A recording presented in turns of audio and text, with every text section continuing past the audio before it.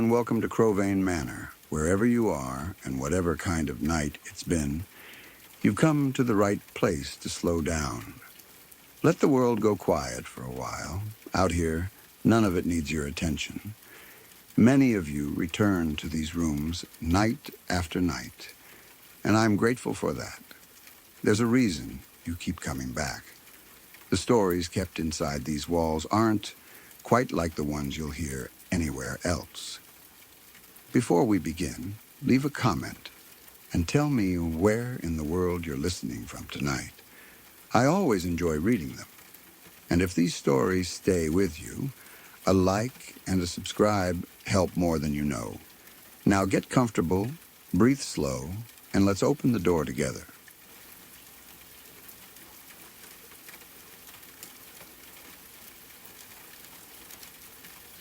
He wasn't the kind of man who looked at me with pride because he genuinely admired me. He wasn't proud of me because I was kind, or capable, or funny, or because I worked hard. He wasn't proud of me because I was his partner, and he wanted me to shine. The only time he ever seemed proud was when he realized other men found me attractive. That was when his attitude shifted, like I suddenly had value, because someone else might want me. It wasn't love, it was possession. It was like he couldn't fully appreciate me until he thought I might be taken away. And then he wanted to act like he had something impressive, like I was a trophy he could claim.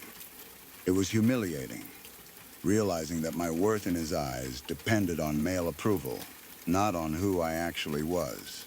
That same insecurity showed up in other ways too. He hated it when I knew something he didn't. It didn't matter what it was. If I had information, if I understood something faster, if I had an opinion that made sense, he would get tight and irritated. He carried this belief that he was smarter than me. And any moment that challenged that belief felt like an attack to him. He didn't treat knowledge like something we could share. He treated it like a competition he needed to win. If I spoke confidently, he'd find a way to correct me. If I was right, he'd act like it didn't count.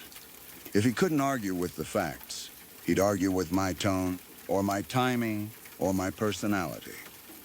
He needed to feel above me, and he couldn't handle anything that threatened that. The more time I spent with him, the clearer it became that his world revolved around himself. It wasn't just that he was selfish in an ordinary way, like someone who forgets to do the dishes sometimes. It was deeper and uglier than that. For the first time in my life, I went literally hungry because he spent his money only on himself. That's a sentence that still shocks me when I say it, because it shouldn't happen in a relationship. It shouldn't happen in a home you share with someone who claims to love you. But it did. There were times I didn't have food, not because we were both struggling together and trying to make it work, but because he chose himself every single time. He made sure he had what he wanted. He made sure his needs were met. He made sure he was comfortable. And if I suffered, if I went without, that didn't move him enough to change his behavior. Living like that does something to your sense of dignity. Hunger is not just physical. It's humiliating when it happens because someone who lives with you refuses to care. It's the feeling of realizing you can't rely on the person you share your life with for something as basic as food. It's realizing that you are not being treated like a partner. You're being treated like an afterthought. It makes you feel trapped because you start thinking, how did I end up here? Where the person who says he loves me can watch me struggle and still choose himself. And then there was the way he created chaos on purpose. I started noticing a pattern with Fridays, and once I saw it, I couldn't unsee it. He would clean up, get himself ready to go out, and then pick a fight. Not a small disagreement that happened naturally, but an argument that seemed almost planned. It was like he needed an excuse to be angry, so he could storm out and do whatever he wanted without accountability. He'd get mad, blame me, act like I had started it, and then leave. And where would he go? Bars, drinking, gambling. The kind of nights that always ended with me sitting at home, feeling stressed, anxious, and small, wondering what he was doing and whether he'd even come back in one piece. That pattern is one of the clearest signs of someone who doesn't respect the relationship. He wasn't trying to build peace. He was building an exit ramp. He was manufacturing conflict so he could justify disappearing. Then, if I was upset, he could act like it was my fault. If I asked questions, he could say I was controlling. If I cried, he could say I was dramatic. It was the perfect setup for a selfish person. He got to do what he wanted, and I got to carry the emotional mess. And then he brought home a venereal disease. That part still makes my blood run cold because it wasn't only betrayal, it was physical risk. It was him taking his recklessness out into the world and then bringing it back to me. Like my body wasn't something that deserved protection. There's something uniquely violating about that. Because it's not just your trust being broken. It's your health being jeopardized by someone who claims to love you. It's realizing he didn't just disregard your feelings. He disregarded your safety. He made choices that could harm you. And he did it without thinking you deserved honesty or care. By that point, I was exhausted in a way that words don't fully capture. I had become so tired of having every need neglected that I started to feel empty. Not just tired from stress, but tired in my soul. The kind of tired that comes from begging for basic decency. From explaining simple things like, I need food, I need respect, I need you to care. And watching those needs bounce off someone who doesn't want to hear them. I was tired of being alone while still in a relationship. I was tired of being treated like my needs were optional, like my pain was annoying, like my hopes didn't matter. That's when I left. Leaving wasn't one simple decision. It was a series of attempts, because that's what people don't always understand. You don't always leave once and stay gone. Sometimes you leave, you get pulled back, you believe the apologies. You hope the good version of them will appear.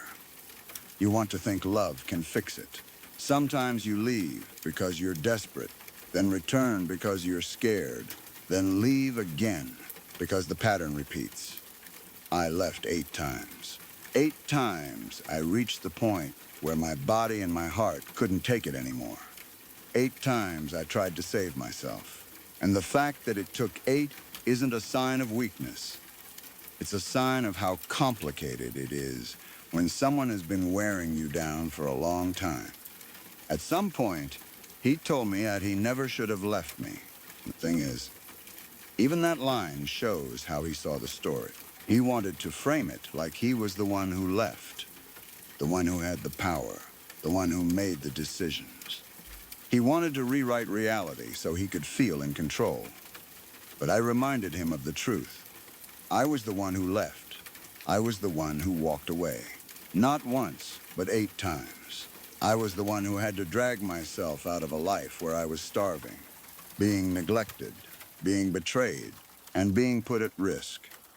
I was the one who finally stopped believing that love would make him care. The 8th time was different, because by then, my father had finally convinced me of what I think I already knew deep down. He was hopeless, not in a dramatic, hateful way, but in the sense that he wasn't going to change because he didn't want to. He didn't see a problem with putting himself first. He didn't see a problem with letting me go without. He didn't see a problem with gambling and drinking and coming home with consequences that became my burden. He didn't see a problem with treating a relationship like a place where he could take and take and take. And that's when I understood the truth in the simplest way possible. He didn't hate me. He just loved himself more. That sentence explains so much. He didn't need to actively hate me to harm me. He didn't need to be plotting my misery. He just needed to be selfish enough that my needs never mattered as much as his wants. That kind of selfishness is its own kind of cruelty. because it's so casual. It's not always loud. It's just constant. It's choosing himself every time, even when it hurts you, even when it risks you, even when it degrades you. Now, when I look back, I don't feel confused anymore. I feel clear. I can see that the man who only felt proud when other men wanted me wasn't loving me. He was claiming me. I can see that the man who hated when I knew something he didn't wasn't respecting me. He was competing with me. I can see that the man who let me go hungry wasn't struggling. He was choosing himself. I can see that the man who picked fights on Fridays wasn't stressed. He was making excuses. I can see that the man who brought home a disease wasn't careless. He was reckless with my body and my life. And I can see something else too. The fact that I left 8 times means there was always a part of me that knew I deserved better. Even when I went back, even when I hoped, even when I doubted myself, that part of me kept trying to save me. The 8th time it finally won. And that's the part of this story that matters most. Because it means he didn't get to keep taking from me forever. He loved himself more. But I finally loved myself enough to leave.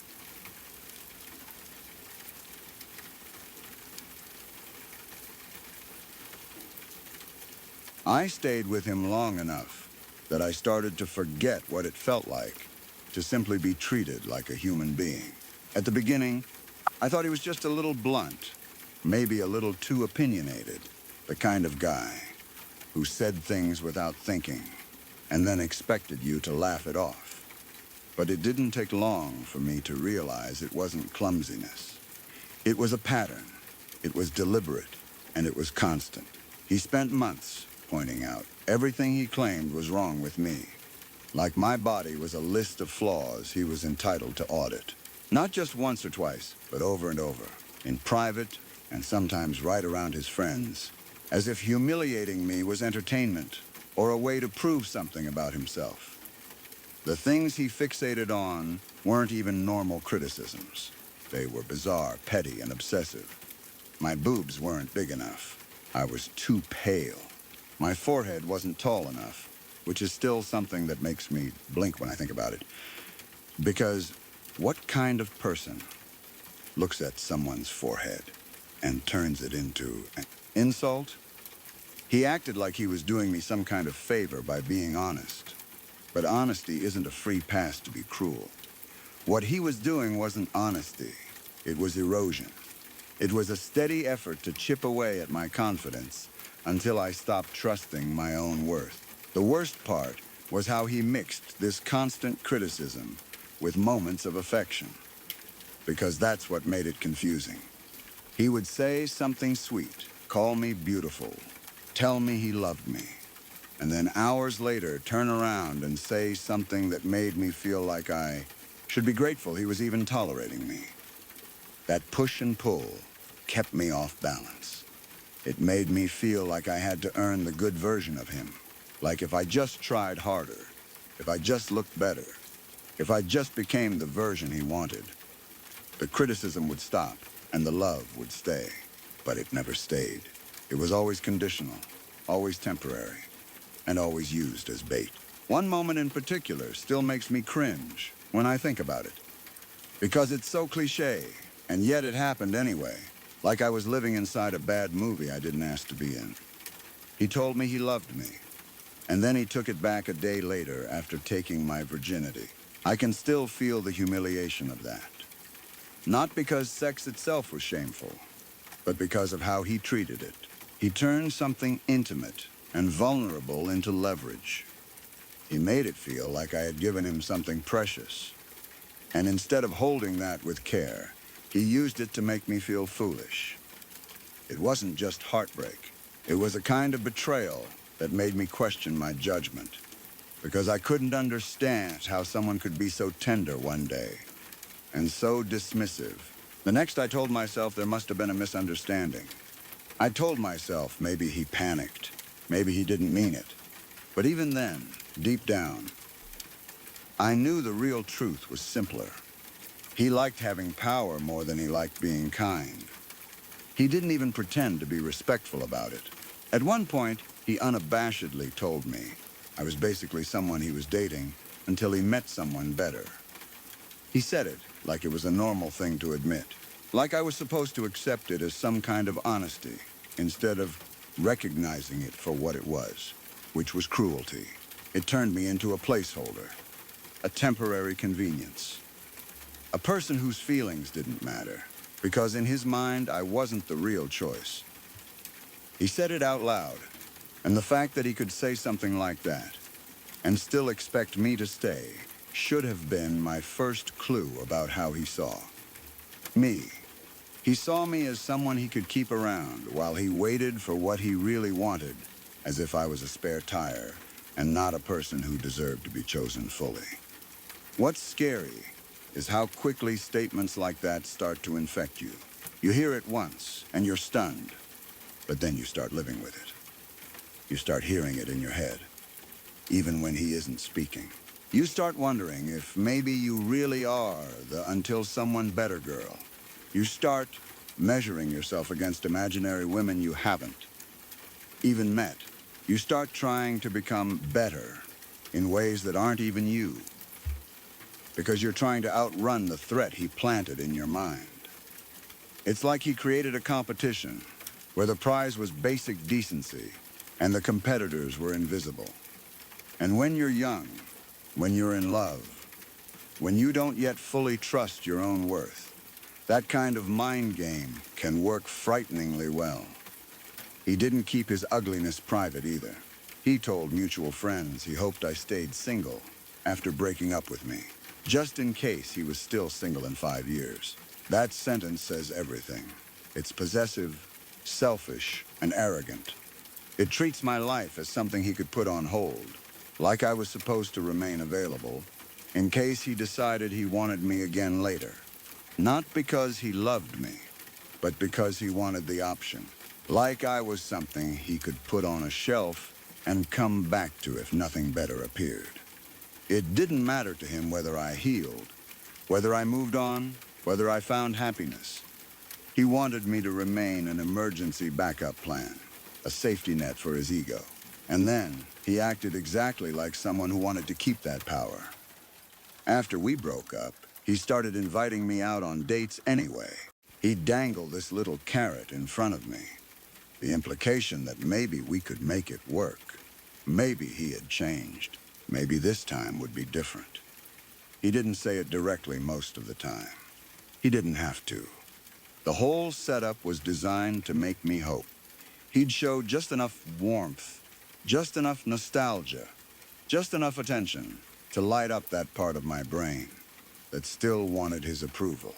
Then he would pull back again, leaving me confused and craving. That cycle is addictive, and that's the point. It keeps you stuck. It keeps you orbiting them even after you've technically left. Looking back, it's terrifying how systematic it all was. The constant criticism, the public humiliation, the mixed signals, the emotional whiplash. The way he made me feel like I should be grateful for scraps of affection. It wasn't random. It wasn't accidental.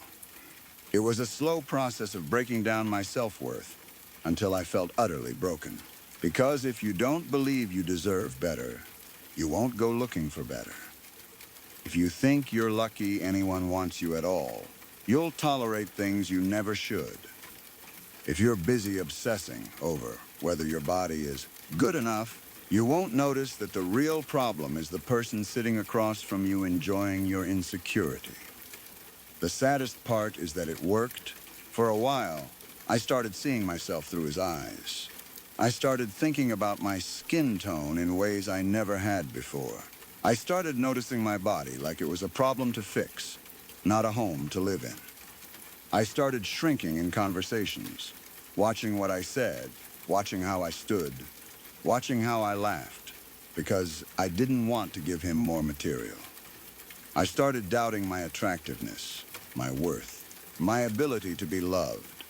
I became the version of myself he wanted, someone careful, someone insecure, someone easy to control. But then something happened that saved me. and it didn't feel dramatic at first. It just felt different. Around the time he was trying to make yet another, maybe we could try, attempt, I reconnected with someone else, the man who would eventually become my husband. It wasn't like he swooped in and fixed everything. It was simpler than that. He treated me like I mattered. He spoke to me with respect. He listened. He didn't put me down. He didn't make little jokes at my expense.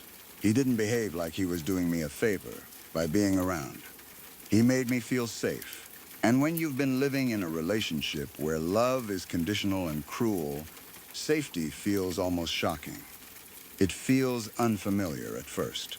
You keep waiting for the twist, the insult, the pullback, because you've been trained to expect it. But it doesn't come. Being around someone who genuinely cared about me made something click. I realized what love is supposed to feel like. Love is not a constant audition. Love is not being compared to imaginary future women. Love is not being told you're lucky they're with you. Love is not having your body picked apart like a product under inspection. Love is not being humiliated around friends. Love is not being kept on a hook as a backup plan. Real love feels steady. It feels like being cherished, not tolerated. It feels like being respected, not evaluated. And once I felt that difference, I couldn't unfeel it. Suddenly, my ex's games looked even more pathetic. The maybe we could make it work. Invitations weren't romantic. They were control tactics. The little crumbs of attention weren't proof he cared. They were bait. His criticism wasn't truth. It was projection and insecurity and cruelty. His belief that he could keep me single for years as an option wasn't confidence. It was entitlement. He didn't want me happy. He wanted me available. So I did what I should have done much sooner. I blocked him on everything. Phone, social media, anything he could use to reach me. And I remember how strange that felt. At first, like I was cutting off a limb, because even toxic attachment can feel like attachment. But then, as time passed, the silence became peace. The absence of him became space. The lack of his voice in my head became a kind of freedom I didn't know was possible. The more distance I got, the more I started to see myself as someone worthy of love again. Not because I changed my body, or became paler, or grew a different forehead, but because the problem was never my body. The problem was never my worth. The problem was him. He needed to crush someone to feel powerful, and I happened to be close enough for him to try. But I didn't stay close forever. I still think about the way he talked to me sometimes, and it makes me angry for the younger version of me who believed him. It makes me sad for the time I wasted trying to earn respect from someone who didn't even understand what respect was. But mostly, it makes me grateful that I got out before it became my whole life. Because now I know what it feels like to be loved without conditions. I know what it feels like to be valued for who I am. I know what it feels like to be with someone who would never dream of humiliating me, never pick me apart, never treat me like a placeholder. And when I remember how he used to dangle that maybe carrot, it almost makes me laugh. Not because it's funny, but because it's absurd that he thought he could keep me in his orbit forever. He thought he could break me down and still have access to me. He thought I would stay available. He thought I would keep hoping for him, but I didn't. I chose the love that felt like respect. I chose the life where my self-worth wasn't up for debate. I chose someone who saw me and cherished me. And once you've been truly loved like that, you don't go back to being someone's temporary option ever again.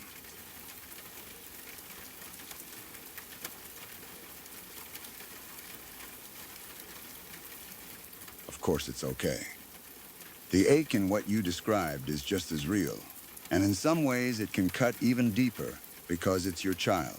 When it's a partner, you can at least tell yourself, we chose each other and it didn't work out.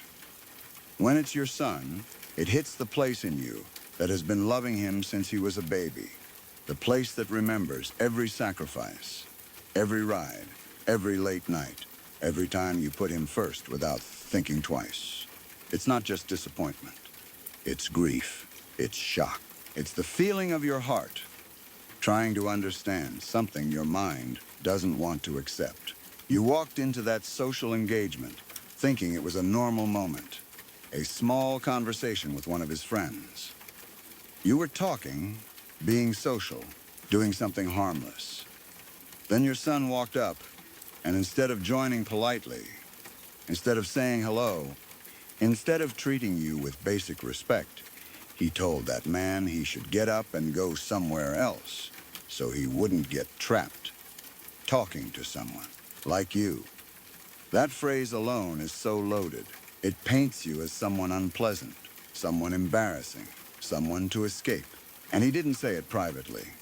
He said it right there, in public, in front of you, in front of other people. That's not an accidental slip. That's a deliberate humiliation. And the way you described face is what makes my chest tighten. The disdain, the look that made you feel like you might burst into tears on the spot. Because words hurt, but contempt in someone's eyes can feel like being erased. It feels like you're suddenly not a mother or a person, you're a problem. In that moment, it wasn't only the comment. It was what the comment seemed to confirm. What it made you fear had been true all along, that he doesn't like you. The reason it has stayed with you for weeks is because moments like that don't just pass through you. They lodge. They keep replaying because your brain is trying to make it make sense. You keep turning it over like a stone in your hand, hoping there's a different angle that makes it less sharp. And when you said you realized he's never liked you at all, I can hear how devastating that thought is, because it doesn't feel like a single incident anymore. It feels like your whole relationship with him is being rewritten in your mind, like you're looking back through your years with him and wondering what you missed. Then your mind did what minds do. When something breaks open, it went back over the last 6 months. All those interactions you'd explained away as misunderstandings, stress, awkward timing. Maybe he was tired. Maybe he didn't mean it that way. Maybe I'm reading too much into it. You were trying to protect your own heart by giving him the benefit of the doubt, because a loving parent does that instinctively. You assume you're safe with your child. You assume any roughness is temporary. You assume there must be a reason that isn't, he dislikes me. But after a moment like the one at the social engagement, all the little things start connecting, and suddenly the misunderstandings don't feel random anymore. They feel like a pattern you didn't want to name. The dinner is such a painful example because it's so ordinary and so telling. You made plans months in advance. You looked forward to it. You treated him and his wife to a nice Italian dinner, which is not only generous financially, it's generous emotionally. It's you saying, I want time with you. I want connection. I want us to be close. Then they showed up more than an hour late, and not in an apologetic, embarrassed way, but in a way that signaled they were unhappy to be there. That kind of lateness isn't just bad manners. It's a message. And when it comes with visible resentment, it doesn't feel like we got stuck in traffic. It feels like they're making sure you understand you're not a priority. What makes it even harder is that you couldn't figure out what was wrong. That confusion is part of the gutting feeling, because you weren't fighting with him. You weren't being cruel. You weren't doing anything to deserve public humiliation or coldness over dinner. You were being a mom who adores her son and still wants a relationship with him as an adult. And instead of meeting you halfway, he's meeting you with contempt, and his wife seems aligned with him. That's a specific kind of heartbreak, because it can feel like you're losing not only your son, but the whole vision you had of adulthood with him. Holidays, dinners, closeness, your place in his life. I also want to be careful with something here, because your pain is real, and at the same time, it's easy for the mind to make the most final interpretation when you're hurting. He's never liked me, at all. That might be true, or it might be the way his current behavior is making you feel, because contempt is so extreme it makes everything else look fake. Sometimes adult children carry resentment that builds quietly over time, and it comes out as cruelty. Sometimes there are things they've never communicated. Sometimes a spouse influences the dynamic. Sometimes there are unresolved wounds, real or perceived. And sometimes, honestly, some people behave with disrespect because they've gotten used to it, and no one has held a boundary with them. None of those possibilities excuse what he did. They just mean there may be a story underneath it that you don't know yet, and that matters if you ever want clarity or any kind of repair. But regardless of the why, what he did was not okay. You didn't deserve to be humiliated at a social event. You didn't deserve to be treated like someone people need to escape. You didn't deserve to spend a dinner you planned months ahead, sitting across from two people who looked like they resented being with you. And it makes sense that you feel gutted, because you weren't asking for perfection. You were asking for basic respect and warmth. Here's what I think matters most right now. Your heart is trying to do two jobs at once. It's grieving, and it's trying to protect you from more injury. That's why everything feels raw. When a moment like that happens, it can trigger a kind of emotional shock, where you're not only hurt by what happened, you're scared of what it means for the future. You start asking, if he can treat me like that in public, what does he say about me when I'm not there? If he can look at me with disdain, what does he feel when he thinks about me? And then you start anticipating the next wound. If you want to do something with this, rather than just sit in the pain, there are a few paths, and you can choose based on what feels safest for your heart. One path is clarity. That would mean having a calm, direct conversation with your son, not to beg for love, but to name what happened and ask what's going on. Something like, when you told your friend to move so he wouldn't get trapped talking to someone like me, it humiliated me, and it hurt me deeply. I need to understand what you meant by that, because I won't accept being spoken about that way. The key is that it's not an emotional, pleading conversation.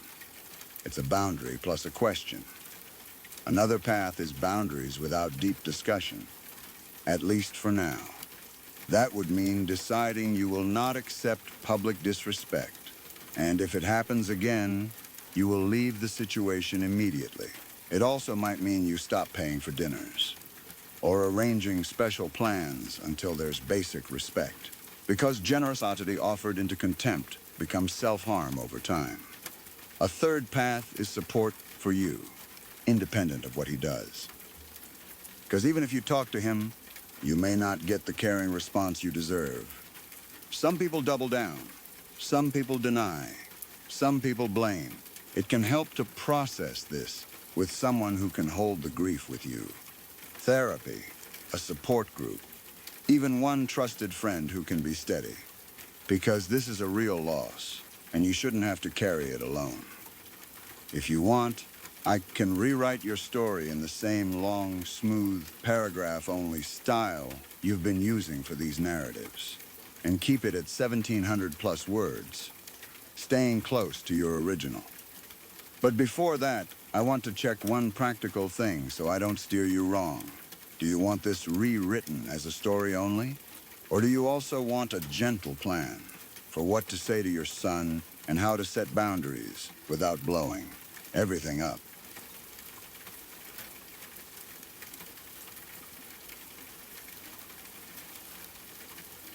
"9 years is a long time to build your life around someone's promises.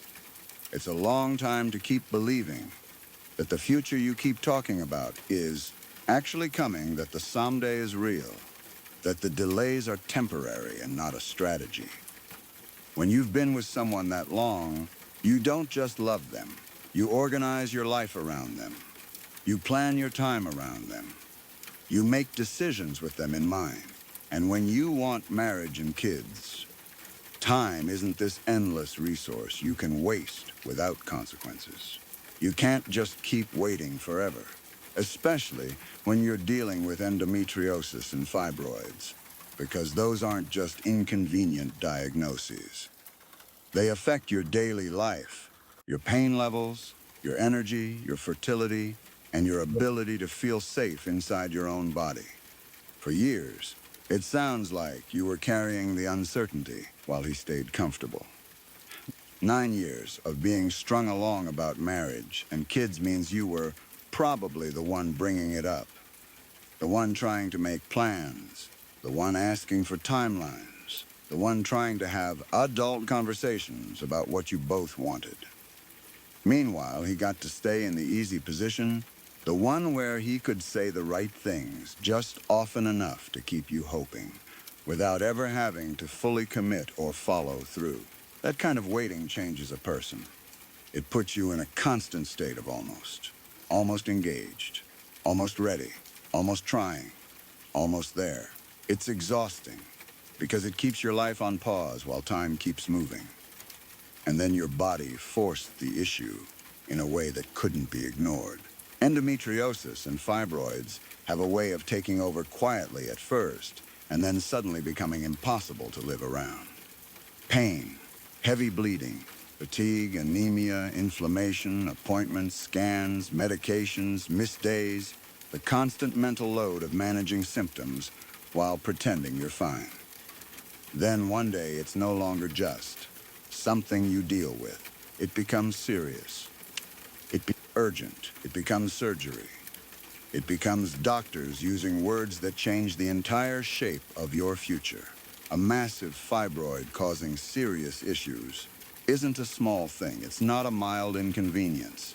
It's your health. It's your safety. It's your ability to function. And when your surgeon suggested it might be time to really consider a hysterectomy, that wasn't said casually. That's a major decision, a life-altering one, especially for someone who has spent years talking about having children. Hearing that suggestion isn't just about anatomy. It's grief, fear, and a sudden pressure to make decisions you never wanted to have to make under. Stress. It's the feeling of time closing in, not just biologically, but emotionally, because you're realizing you might not get unlimited chances to choose your path.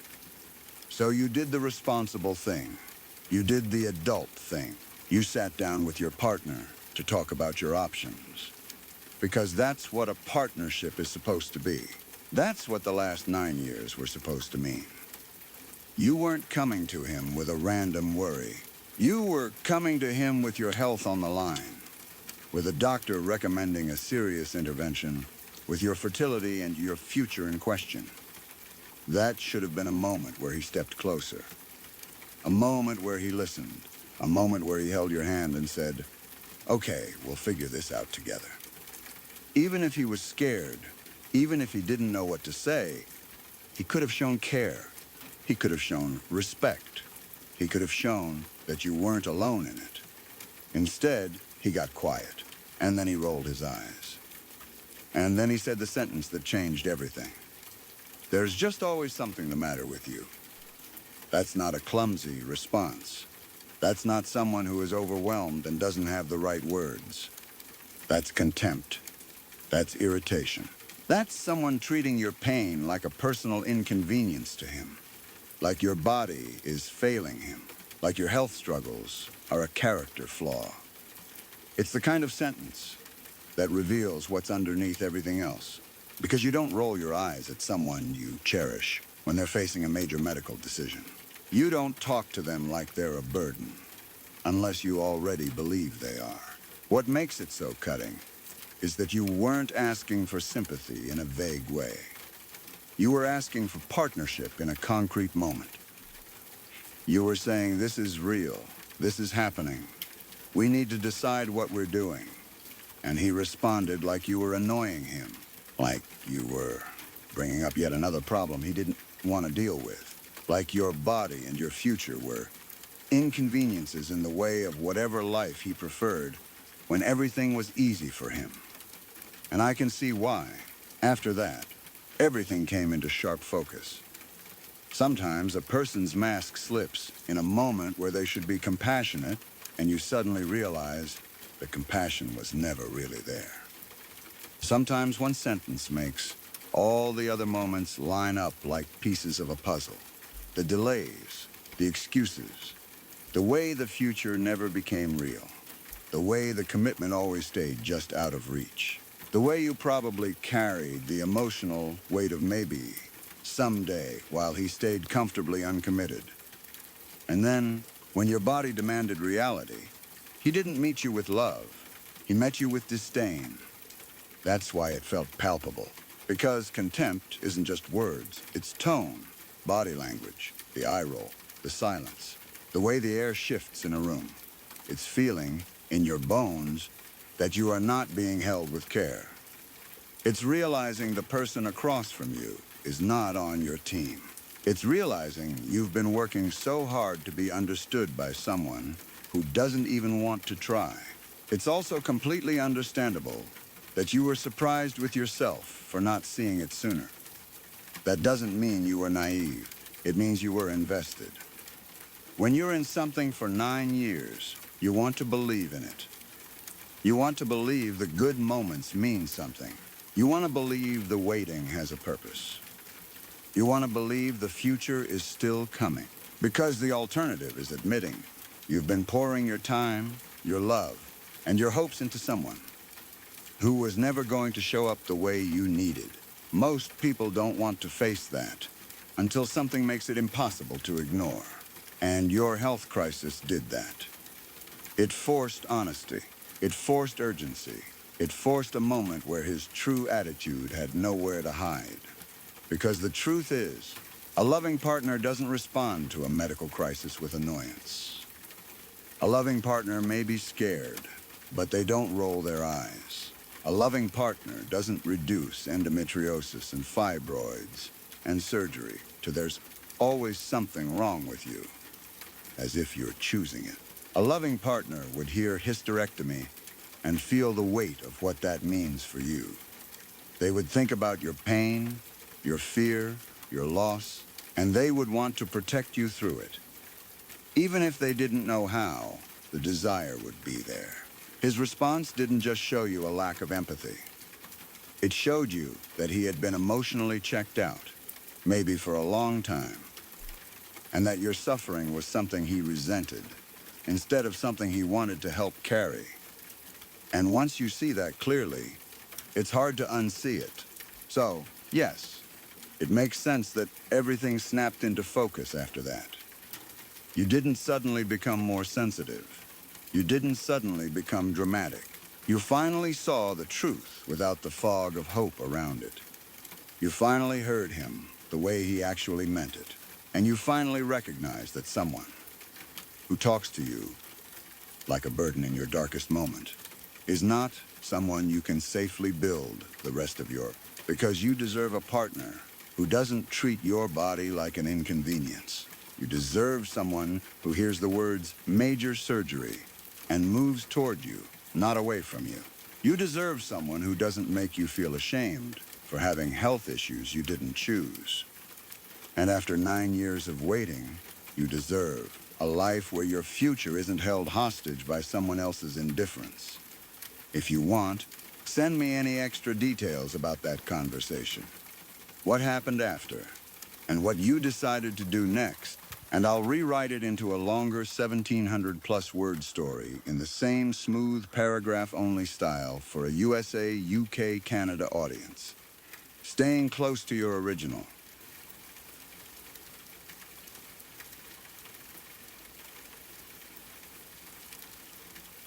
We had only been married a few months when it happened. Looking back now, I sometimes think that moment should have told me everything I needed to know about the man I had just married. At the time, though, I was still in that newlywed phase where you assume the best about your partner. You believe misunderstandings are just misunderstandings. You assume that, if something feels hurtful, there must be another explanation. It never occurred to me that someone who supposedly loved me would intentionally put me in a situation that terrified me just to prove a point. Shortly after our wedding, we went on a float trip with a few of his friends. It was supposed to be a fun outing. Everyone was excited about it, and I wanted to have a good time too. The only problem was that I have always been afraid of deep water. Not nervous, not uncomfortable. Actually afraid. It was not some secret. My husband knew it. Everyone close to me knew it. Water that goes over my head has always triggered panic in me. I cannot explain exactly why. Some fears are rooted in experiences, some seem to exist without a clear reason. But whatever the cause, it was very real. I had never pretended otherwise. In fact, he had already seen firsthand how serious that fear was. During our honeymoon in the Bahamas, we had gone snorkeling. Everyone else seemed excited about it. The water was beautiful, the weather was perfect, and it was supposed to be one of those unforgettable vacation memories. For most people, it probably was. For me, it became one of the most stressful experiences of the trip. The moment I found myself floating over deep water, panic started taking over. I could feel my heart racing. My breathing became difficult. Every logical thought in my head disappeared. I knew people around me were calm. I knew I was wearing equipment designed to help me float. I knew I was technically safe. None of that mattered. Fear is not always rational. The more I panicked, the worse it became. At one point, while he was trying to calm me down, I nearly pulled him under with me. I wasn't trying to. I was simply terrified and reacting instinctively. Eventually, I had to give up. Everyone else stayed in the water enjoying themselves, while I climbed back into the boat.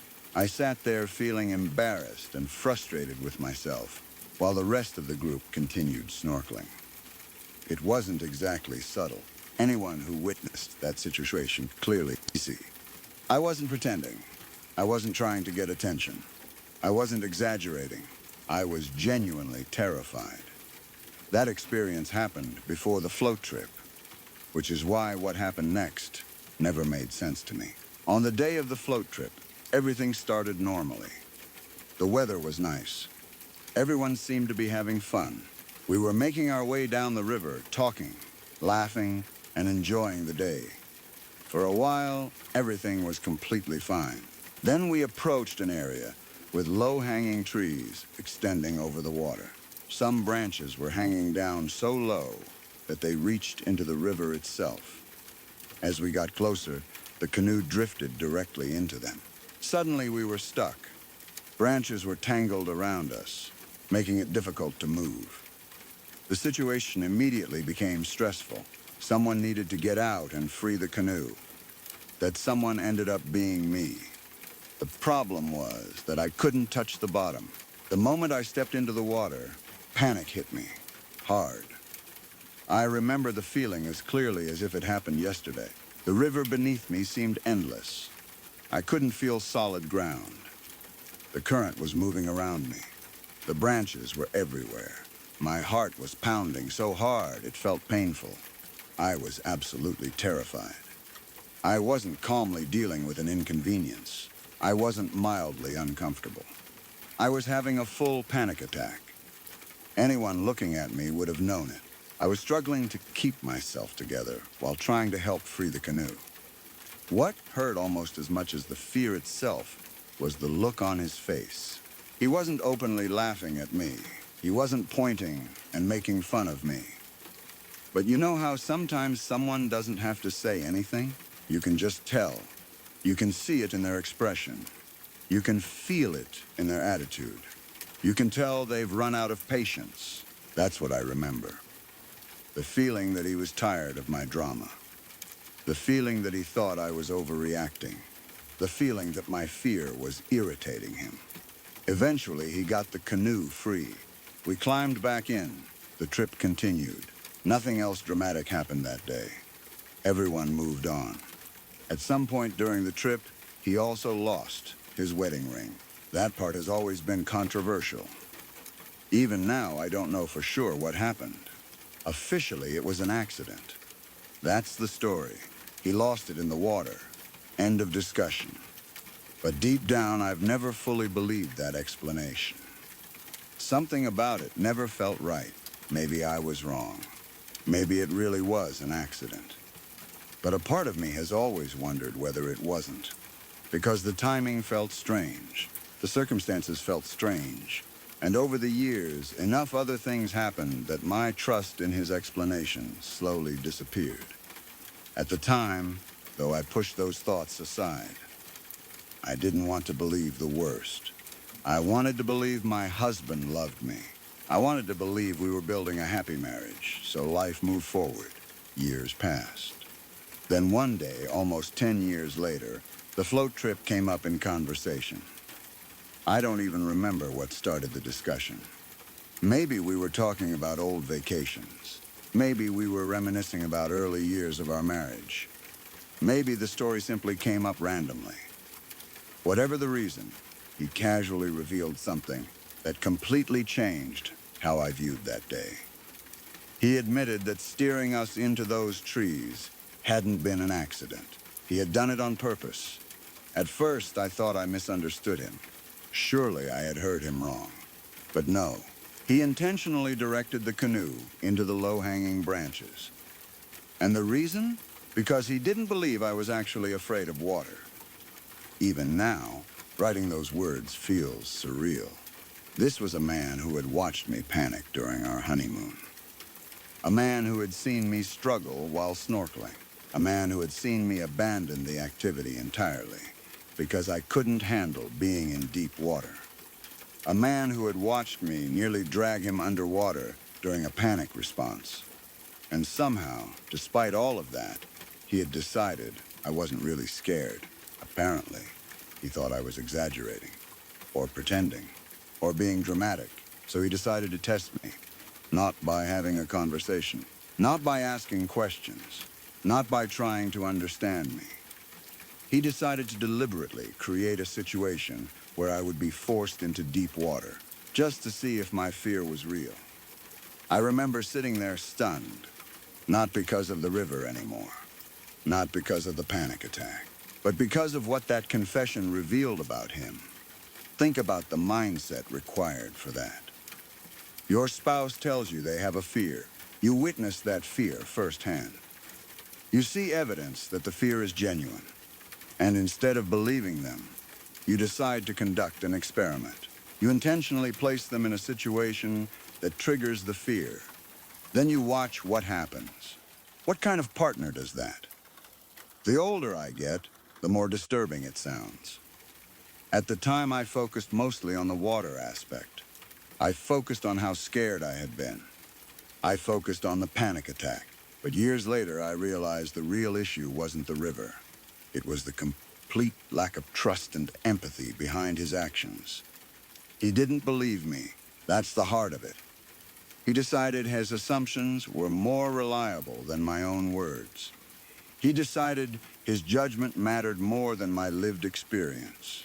He decided that he knew my fear better than I did, and when reality didn't match his assumptions, he didn't apologize for putting me through that experience. He simply revealed it years later, as if it were an interesting story. That realization changed how I looked at a lot of things in our marriage. Because once you notice that pattern, you start seeing it everywhere. How often had he dismissed my feelings because they didn't make sense to him? How often had he assumed I was exaggerating? How often had he decided his version of reality was more accurate than mine? How often had he treated my emotions like problems that needed to be disproven rather than understood? Suddenly, the float trip wasn't just about a canoe and some trees. It became a symbol of something much bigger. A relationship where one person's experiences were constantly questioned. A relationship where vulnerability wasn't met with compassion. A relationship where proving a point seemed more important than protecting a partner. And honestly, That's what still bothers me all these years later. Not the water, not even the panic attack. It's the fact that someone who supposedly loved me looked at my fear and thought I don't believe her. Then he decided to test it. Because if someone loves you, they don't need proof that your fear is real. If someone loves you, they believe you when you tell them you're scared. If someone loves you, they help you feel safe. They don't steer directly into the thing that terrifies you just to see what happens. For years, I thought the worst part of that story was being trapped in deep water while panicking. Now I know the worst part happened, long before we reached those trees. The worst part was being married to someone who saw my fear, witnessed my panic, and still believed I needed to prove it was real.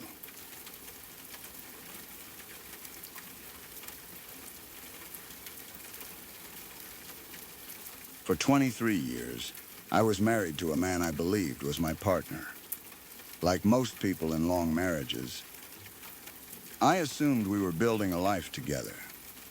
It wasn't always perfect, and there were certainly difficult periods along the way, but I believed that the foundation of the relationship was real.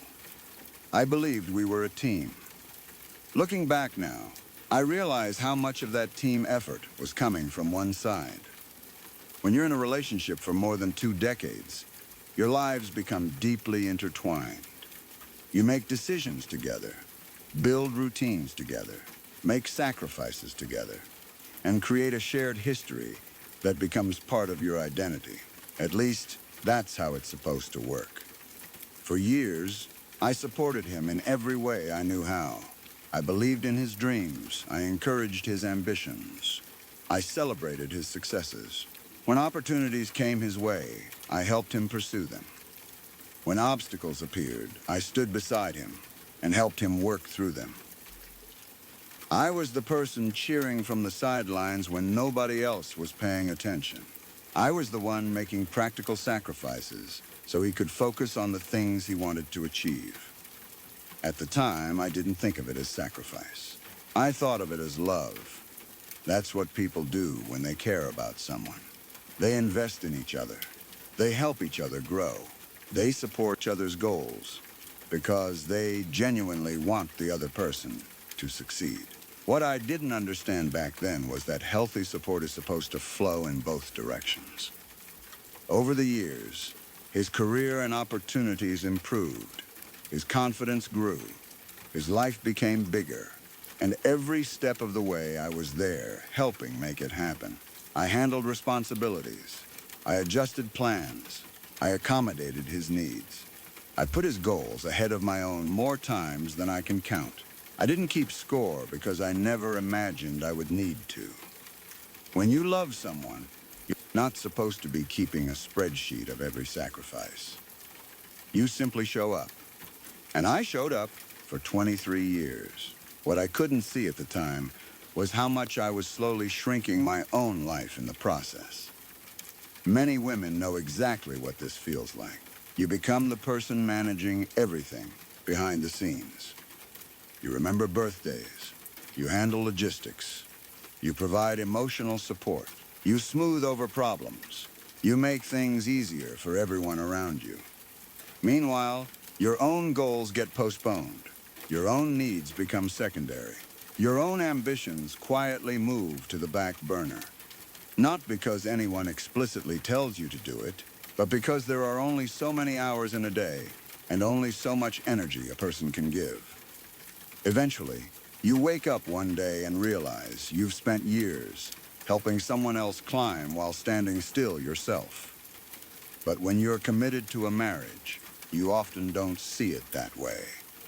You tell yourself that their success is your success. You tell yourself that the sacrifices are temporary. You tell yourself that someday things will balance out. I believed all of those things. Then the marriage ended. The ending itself was painful enough. Nobody spends 23 years building a life with someone and walks away untouched. Even when a relationship has serious problems, the loss of that shared history hurts. There are routines, memories, traditions, inside jokes, and plans for the future that suddenly disappear. It's not just the relationship that ends. It's the future you thought you were going to have.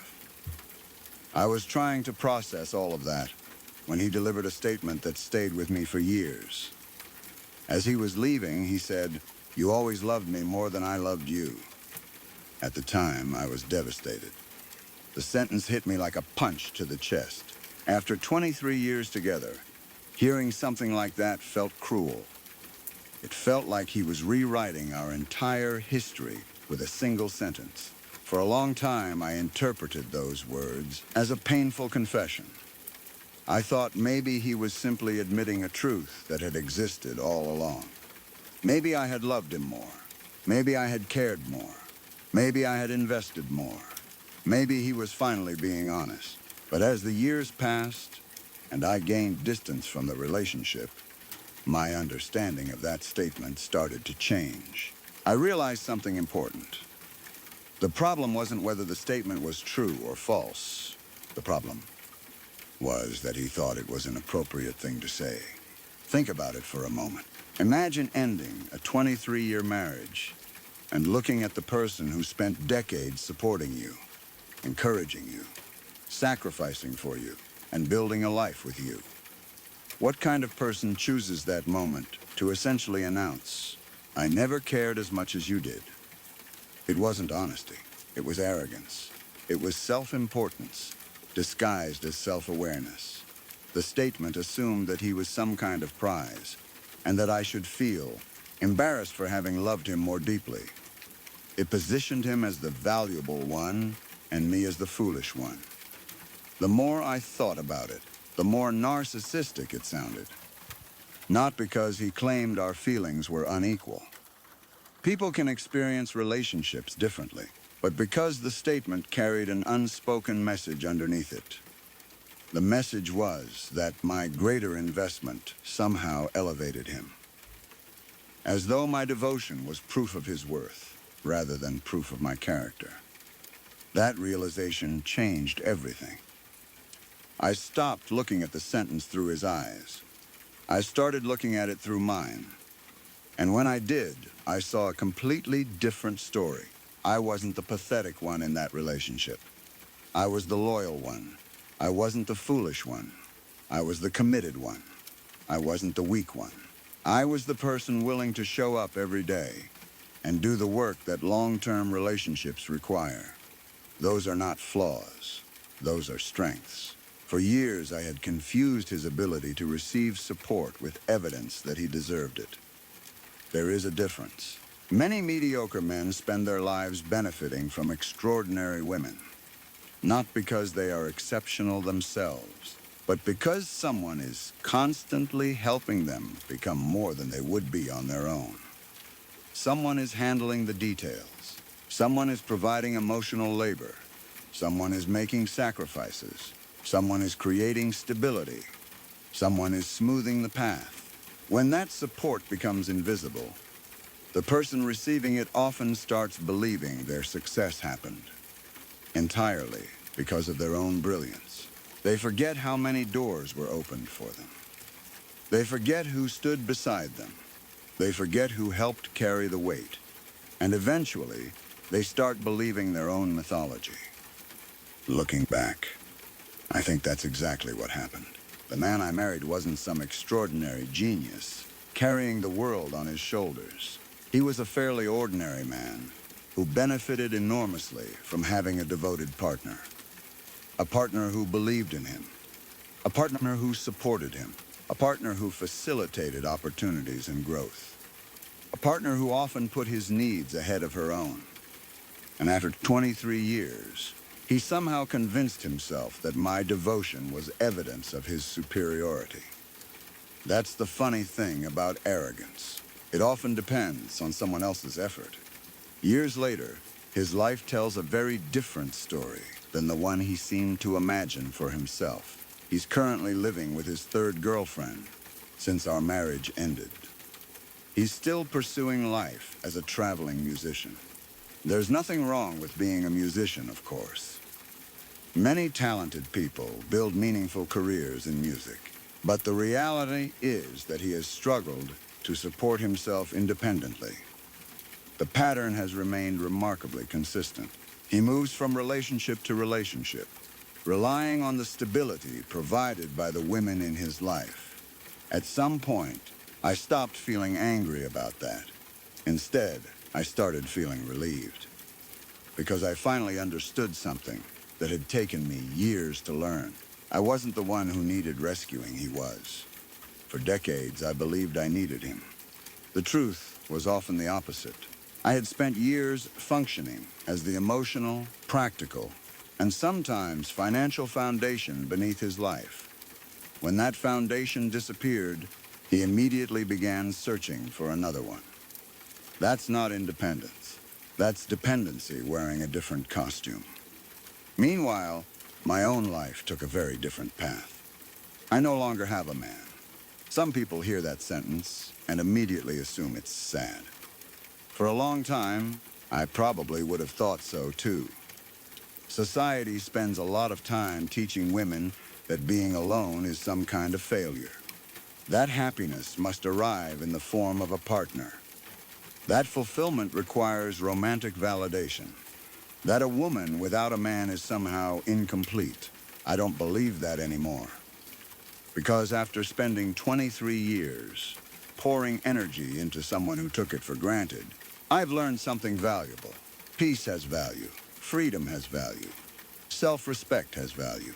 Being able to make decisions without carrying someone else's ego has value. Being able to prioritize my own goals has value.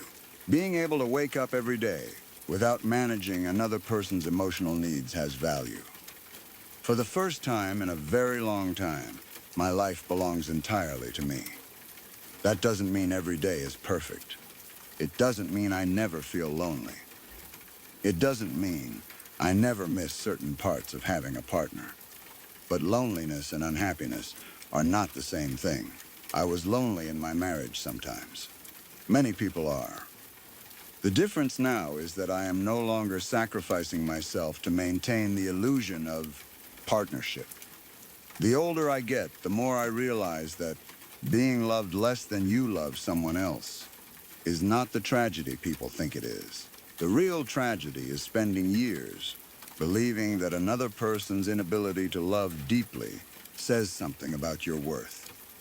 It doesn't. His limitations were his. My capacity to love was mine.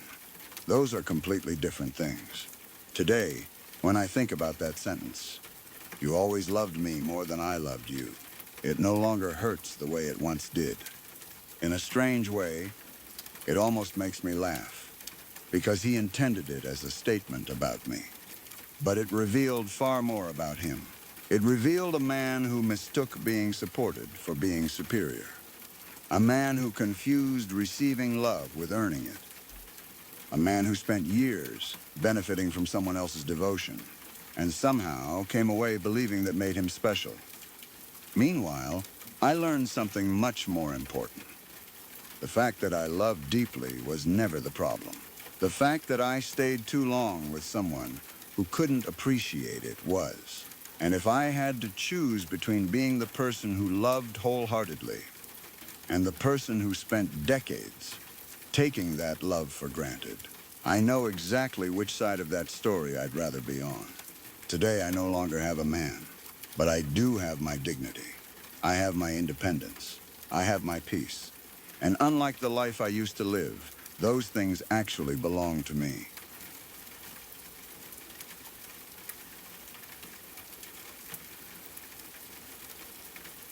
Forgive me for stepping in for just a moment. If you've only recently found your way here, then welcome. I'm glad you came.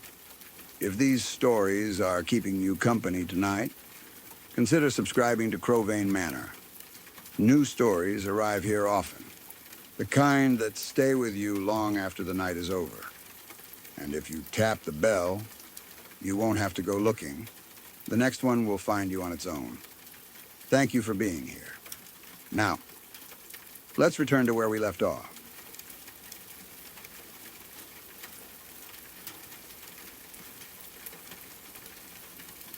My father passed away in 2019, And after that, Christmas became one of those holidays that carried a lot of emotion for me.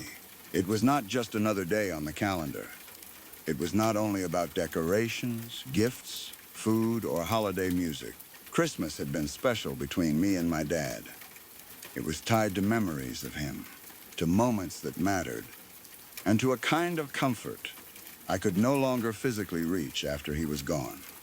So when Christmas came around, it already felt heavy.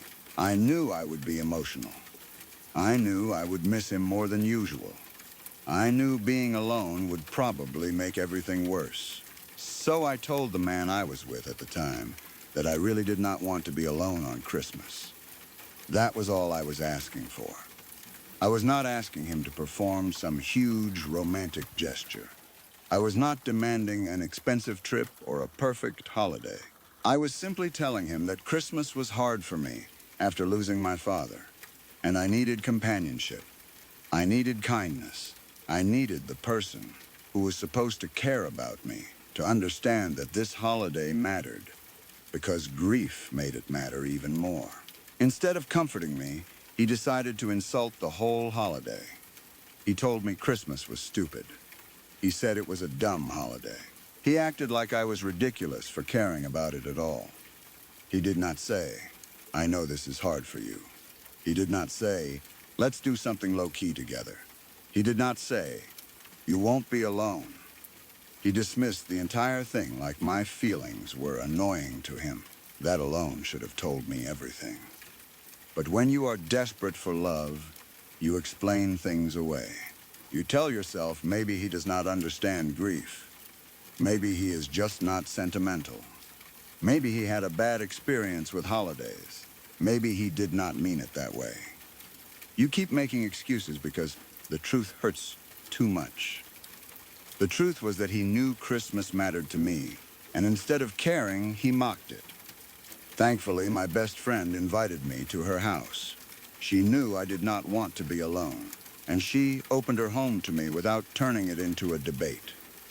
I ended up spending Christmas with her, and honestly, that probably saved the day for me.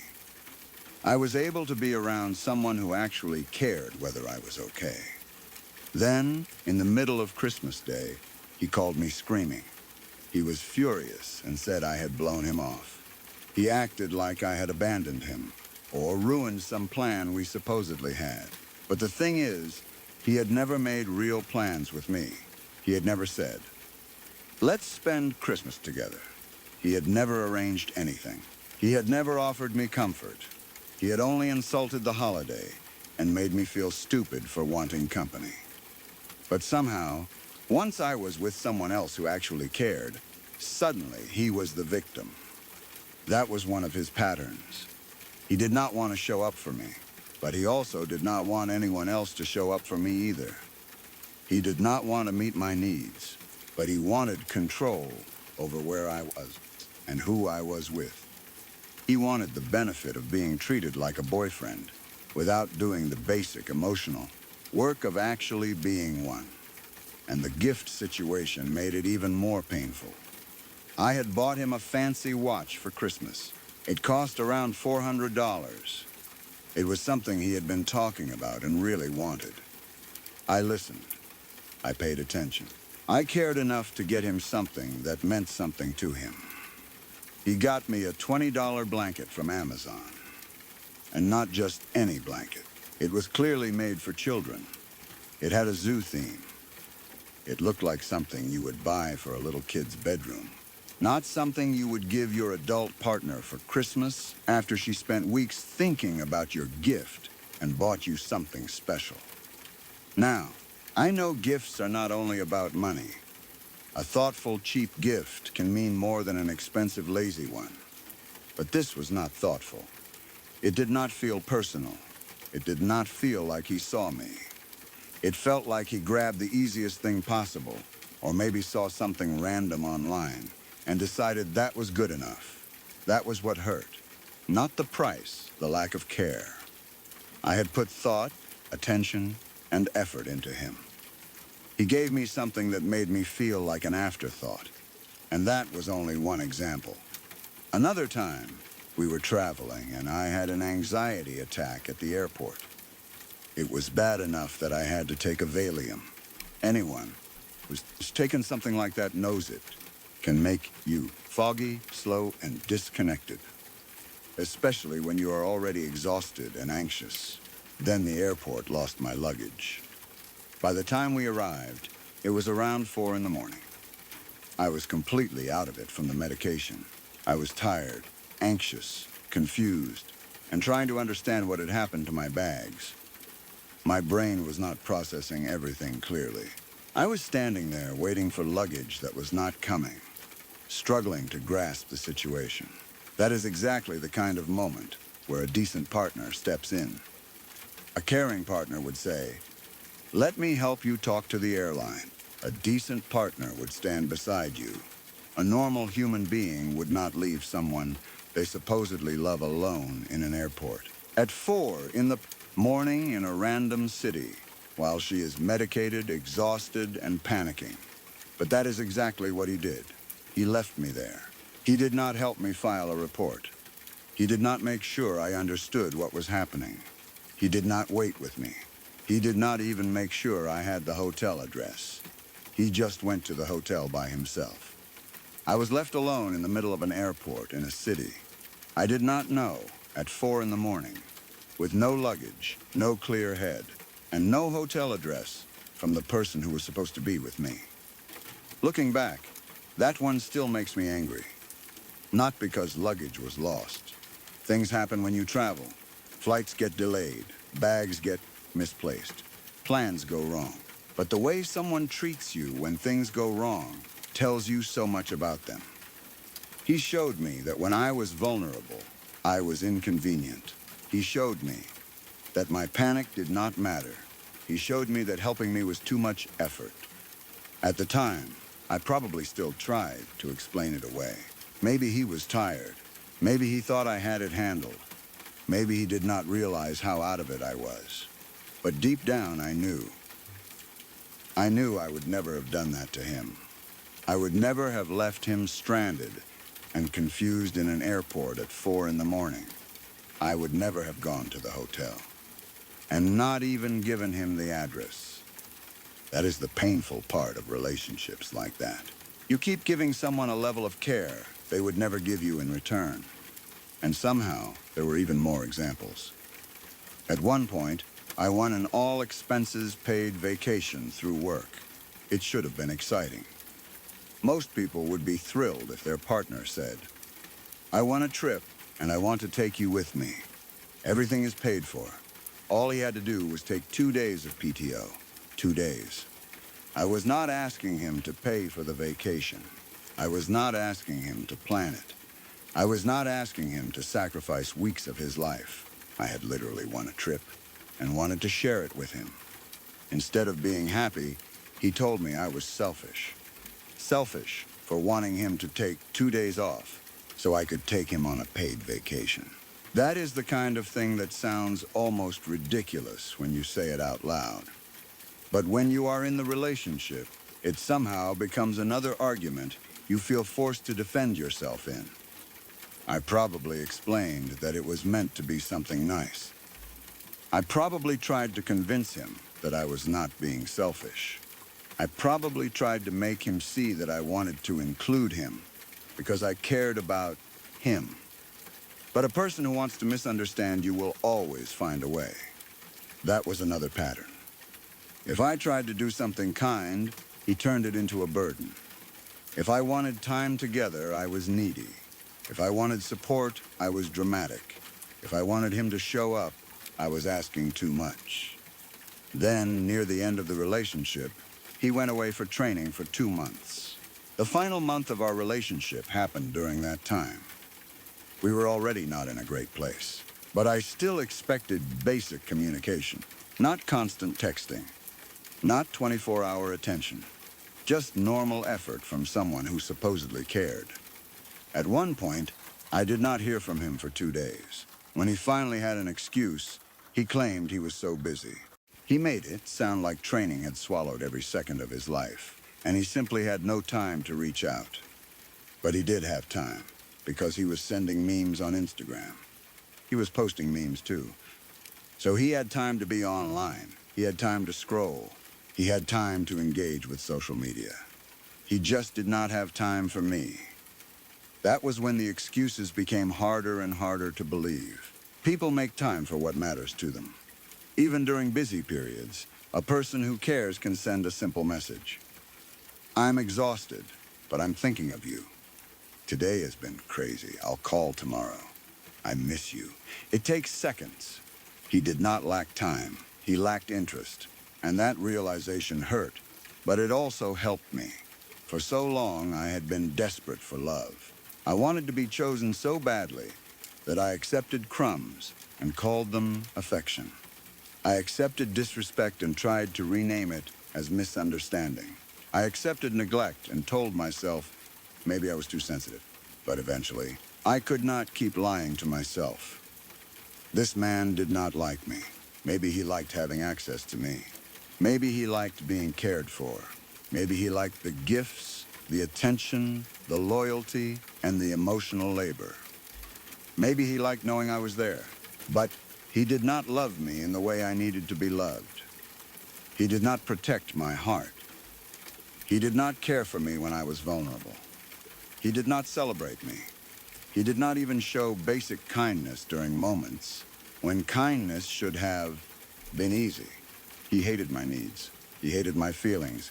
He hated when I expected anything from him. And for a long time, I mistook that for a relationship. Now I can see it clearly. The Christmas situation was not just about Christmas.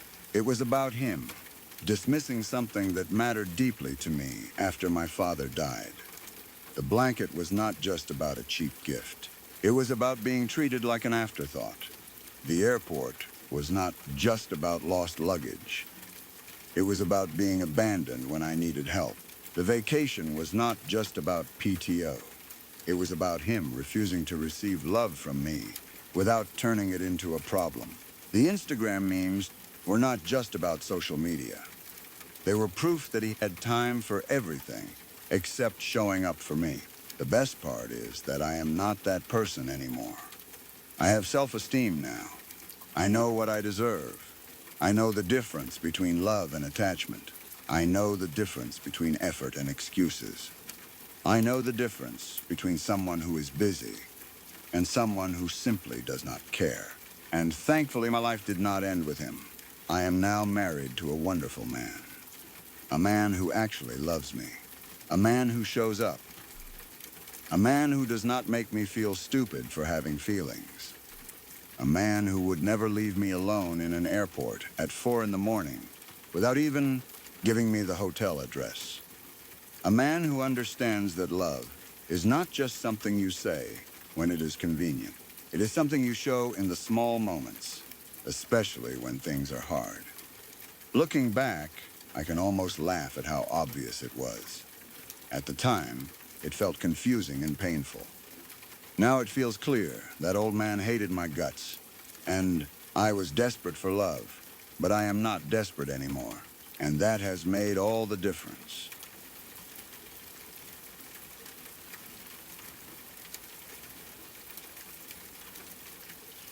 When I first met him, I was healthy, active, and genuinely excited about the future. I had a stable life, good routines, and a clear idea of the kind of future I wanted for myself. One of those dreams was eventually having a family. It wasn't something I wanted immediately, but it was absolutely part of the life I imagined for myself someday. Back then, I never could have imagined how much my life would change because of that relationship. Things moved quickly between us, and eventually I made a decision that felt enormous at the time. I moved to another country to be with him. It was a huge sacrifice. I left behind familiar places, people I loved, and the support system I had built over the years. Starting over somewhere new was scary, but I believed it was worth it because I thought we were building a future together. At first, I convinced myself that every difficult adjustment was simply part of relocating and adapting to a new life. Living in a different country came with challenges. and I expected some growing pains. What I didn't expect was how much of myself I would slowly lose while trying to fit into his version of what life should look like. One of the first things that started wearing me down was sleep. It sounds like such a small thing now, but over time it became a constant battle. I have always been someone who functions best with a reasonable amount of rest. I never thought wanting 7 hours of sleep per night was a controversial opinion. To me, it was simply part of taking care of myself. To him, it was apparently evidence that I was boring. He would tease me for wanting to go to bed at a normal time. If I was tired after work, he acted as if there was something wrong with me. If I wanted to rest, he made it sound like I was missing out on life. His version of fun was staying up late, getting high driving around for no reason, and treating every night like it had to become some kind of adventure. At first, I tried to keep up. I wanted to be supportive. I wanted to fit into his world, so I ignored my own needs. I stayed awake when I was exhausted. I pushed through fatigue. I convinced myself that sacrificing sleep wasn't a big deal. But it adds up. Weeks become months. Months become years. Eventually, you stop feeling like yourself. I was working hard and trying to build a life in a country that still felt unfamiliar to me. Instead of feeling supported, I constantly felt pressured to live according to his preferences. The strange thing is that he always made it seem like I was the problem. If I wanted rest, I was boring. If I wanted stability, I was too serious. If I wanted to plan for the future, I was overthinking. Meanwhile, he was free to do whatever he wanted without criticism. As the years went by, another issue started becoming more important to me. Starting a family. We had talked about it before. At least, I thought we had. When you are in a long-term relationship, you naturally assume that conversations about the future mean something. You assume that if both people discuss children, marriage, and long-term goals, they are moving in the same direction. But every time the topic became more real, he found a way to delay it. There was always a reason. The timing wasn't right. Money wasn't right. The house wasn't right. The future wasn't right. Something always needed to happen first. At first, I believed him. Life is complicated, after all. There are legitimate reasons to wait. But after years of hearing the same excuses in different forms, I started noticing a pattern. The goalposts kept moving. Every time I thought we were getting closer, they moved farther away. Whenever I tried discussing timelines or making plans, he would somehow talk me out of it. He would make me question whether I was rushing things. He would make me feel unreasonable for wanting answers. He would make me feel guilty for wanting clarity. Meanwhile, time continued passing. And unlike many things in life, fertility doesn't wait. That reality became impossible to ignore when my health started changing. Several years into the relationship, I developed a gynecological condition. It was devastating. I had entered the relationship healthy. Now I was dealing with medical appointments, uncertainty, and difficult conversations about my reproductive future. Anyone who has experienced a significant health issue knows how frightening it can be. You suddenly become aware of how much you took for granted before. The diagnosis brought fear, questions, stress, and a deep sense of grief. Not because I had done anything wrong, but because my future suddenly looked different than I had imagined. Eventually, I learned that if I wanted biological children, I would likely need IVF. That realization hit me hard. IVF is not something most people dream about when they picture starting a family. It can be emotionally exhausting, physically demanding, financially expensive, and mentally overwhelming. But despite all of that, I was willing to do it. I was willing to go through the process because becoming a mother still mattered to me. What I didn't expect was how little support I would receive from the person who supposedly loved me. One memory stands out more than almost any other. We were at a fertility clinic. Anyone who's been through fertility treatment understands how vulnerable those appointments can feel. There are already so many emotions involved: hope, fear, embarrassment, anxiety, grief. You spend enough time feeling exposed without someone adding more pressure, instead of focusing on the fact that we were trying to navigate a difficult medical situation together. He somehow managed to make the entire experience about himself. At one point, he became angry because he had been asked to provide a sample. His complaint was unbelievable. He was upset because, in his words, he had to ejaculate in an empty room while people were looking at him funny. I remember standing there almost speechless. I had spent years dealing with medical appointments, tests, procedures, pain, uncertainty, the possibility that my body might never cooperate the way I hoped. And somehow he had turned the focus onto the inconvenience of spending a few minutes in a private room at a fertility clinic. Even now, years later, it feels surreal. I remember thinking that something was deeply wrong with the situation.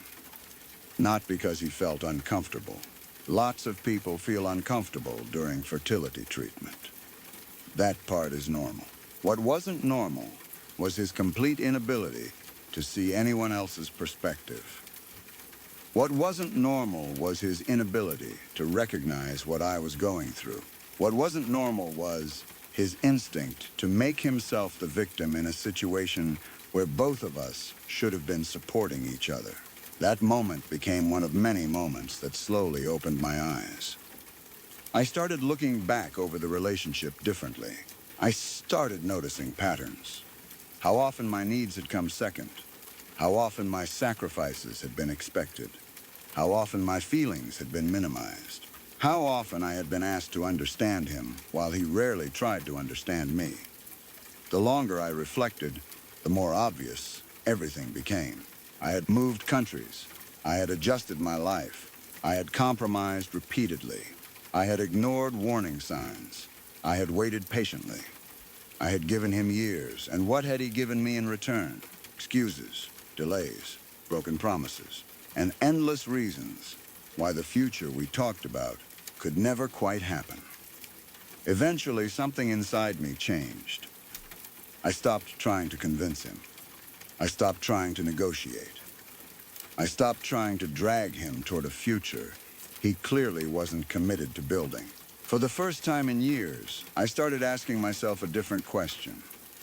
Not what he wanted, not what he needed, not what would make him happy. What did I want? The answer became surprisingly clear. I wanted peace. I wanted honesty. I wanted a future that wasn't constantly being postponed. Most importantly, I wanted my life back. Leaving wasn't easy. Ending a long-term relationship never is. There were years of history attached to it. Years of memories. Years of hope. Years of plans that never happened.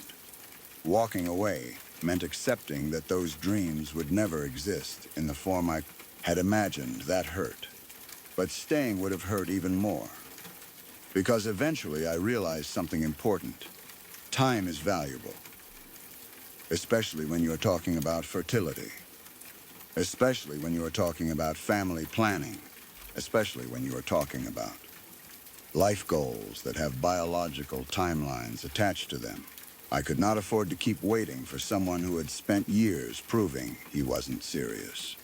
So I left. And suddenly something remarkable happened. He changed. At least, that's what he claimed. The same man who spent years delaying conversations about family suddenly wanted children. The same man who constantly found reasons to wait suddenly wanted a future. The same man who acted reluctant and uncertain suddenly seemed desperate. He started begging for another chance. He said he wanted to get back together. He said he wanted to start a family. He said there was no one else out there for him. And maybe he genuinely believed that. Maybe losing me forced him to confront realities he had avoided for years. Maybe he finally realized what he had taken for granted. But by then, it was too late. Because the thing about spending years being ignored is that eventually you stop asking to be heard. The thing about spending years waiting is that eventually you stop waiting. The thing about spending years hoping someone will change is that eventually you accept who they actually are. I had already learned that lesson. His promises no longer carried the same weight. His urgency no longer impressed me. His sudden desire for a family no longer erased years of resistance. I wasn't interested in rebuilding something that had already shown me exactly what it was. Instead, I focused on myself. At 37 years old, I made another important decision. I decided to freeze my eggs. It wasn't the future I originally imagined. It wasn't the timeline I had hoped for years earlier. But it was a decision that belonged to me. For once, I wasn't waiting for someone else's permission. I wasn't depending on someone else's readiness. I wasn't putting my future in someone else's hands. I was taking control of my own life, and honestly, that felt empowering. Of course, there are moments when I wish things had unfolded differently. I wish I had recognized certain patterns sooner. I wish I had trusted myself earlier. I wish I had understood that love alone cannot build a future when only one person is doing the work. But regret only takes you so far. Eventually, you have to focus on what comes next. What comes next for me is freedom, possibility, choice, and the knowledge that I will never again allow someone else to waste years of my life while pretending they want the same future I do. If there is one lesson I carry from the entire experience, it is this. When someone repeatedly shows you through their actions that they are not committed to building the future you want, believe them. Not their promises, not their excuses, not their last-minute panic. When you finally walk away, believe their actions. Because actions tell the truth long before words ever do. I gave him years to show me who he was. Eventually, I listened. Now at 37, I am moving forward on my own terms. Maybe the future will look different than the one I imagined when I first moved countries for him. Maybe it will take a different path entirely, but at least it will be my path. And after everything that happened, that feels like the best decision I could possibly make. Fool me once, indeed. Never again.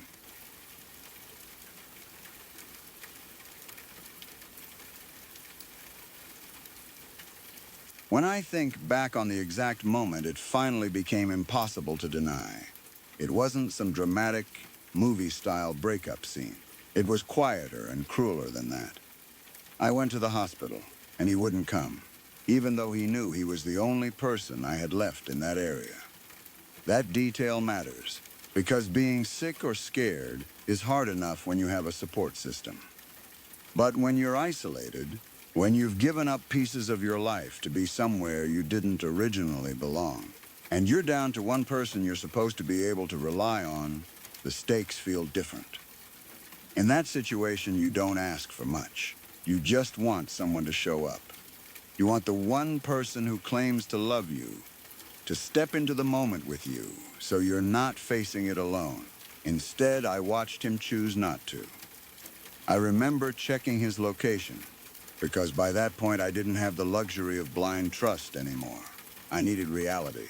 I needed facts, and the facts were brutal. His location was at a hotel. Then I saw him on his way home. I watched him drive nearby the hospital. Close enough that there was no excuse. Close enough that he could have turned the car, parked, and walked in. It would have taken minutes, but he didn't. He drove right past the place where I was sitting alone, sick and scared, and kept going. He was completely okay leaving me on my own. The person I had given up so much of my life for couldn't even be bothered to walk into a hospital when I needed him most. That moment had a very specific kind of pain, the kind that goes deeper than anger. It's the pain of being confirmed as unimportant. It's realizing that the relationship you've been pouring yourself into is not being held with the same care on the other side. It's realizing that your loyalty and your sacrifice and your love did not buy you even the bare minimum, presence in an emergency. People can say, "I love you," 1,000 times, but when they refuse to show up at a hospital, when they are physically nearby and still choose to stay away, that tells you the truth in the clearest language possible. It tells you you are alone with them. It tells you you can't count on them. It tells you that your pain is not enough to move them. And that was it. I left and never went back. What's strange is how quickly that decision can crystallize after years of confusion. For so long, I had been living inside a mess of small disappointments, broken promises, and daily disrespect. But that hospital moment cut through everything. It didn't require interpretation. It didn't require me to wonder if I was overreacting. I was in a place where a partner should show up, and he didn't. He had the ability to come, and he chose not to. There are moments where your body understands the truth before your heart is ready, and that was one of them. Something in me finally stopped bargaining. I stopped hoping he would become a different person. I stopped believing that if I just loved him harder, he would eventually love me back in the way I needed. I stopped pretending the crumbs were enough. After I left, the memories didn't disappear. If anything, they rushed in, because once you finally stop defending someone, you start seeing the full pattern clearly. Looking back, there were so many times, and it wasn't just one category of neglect.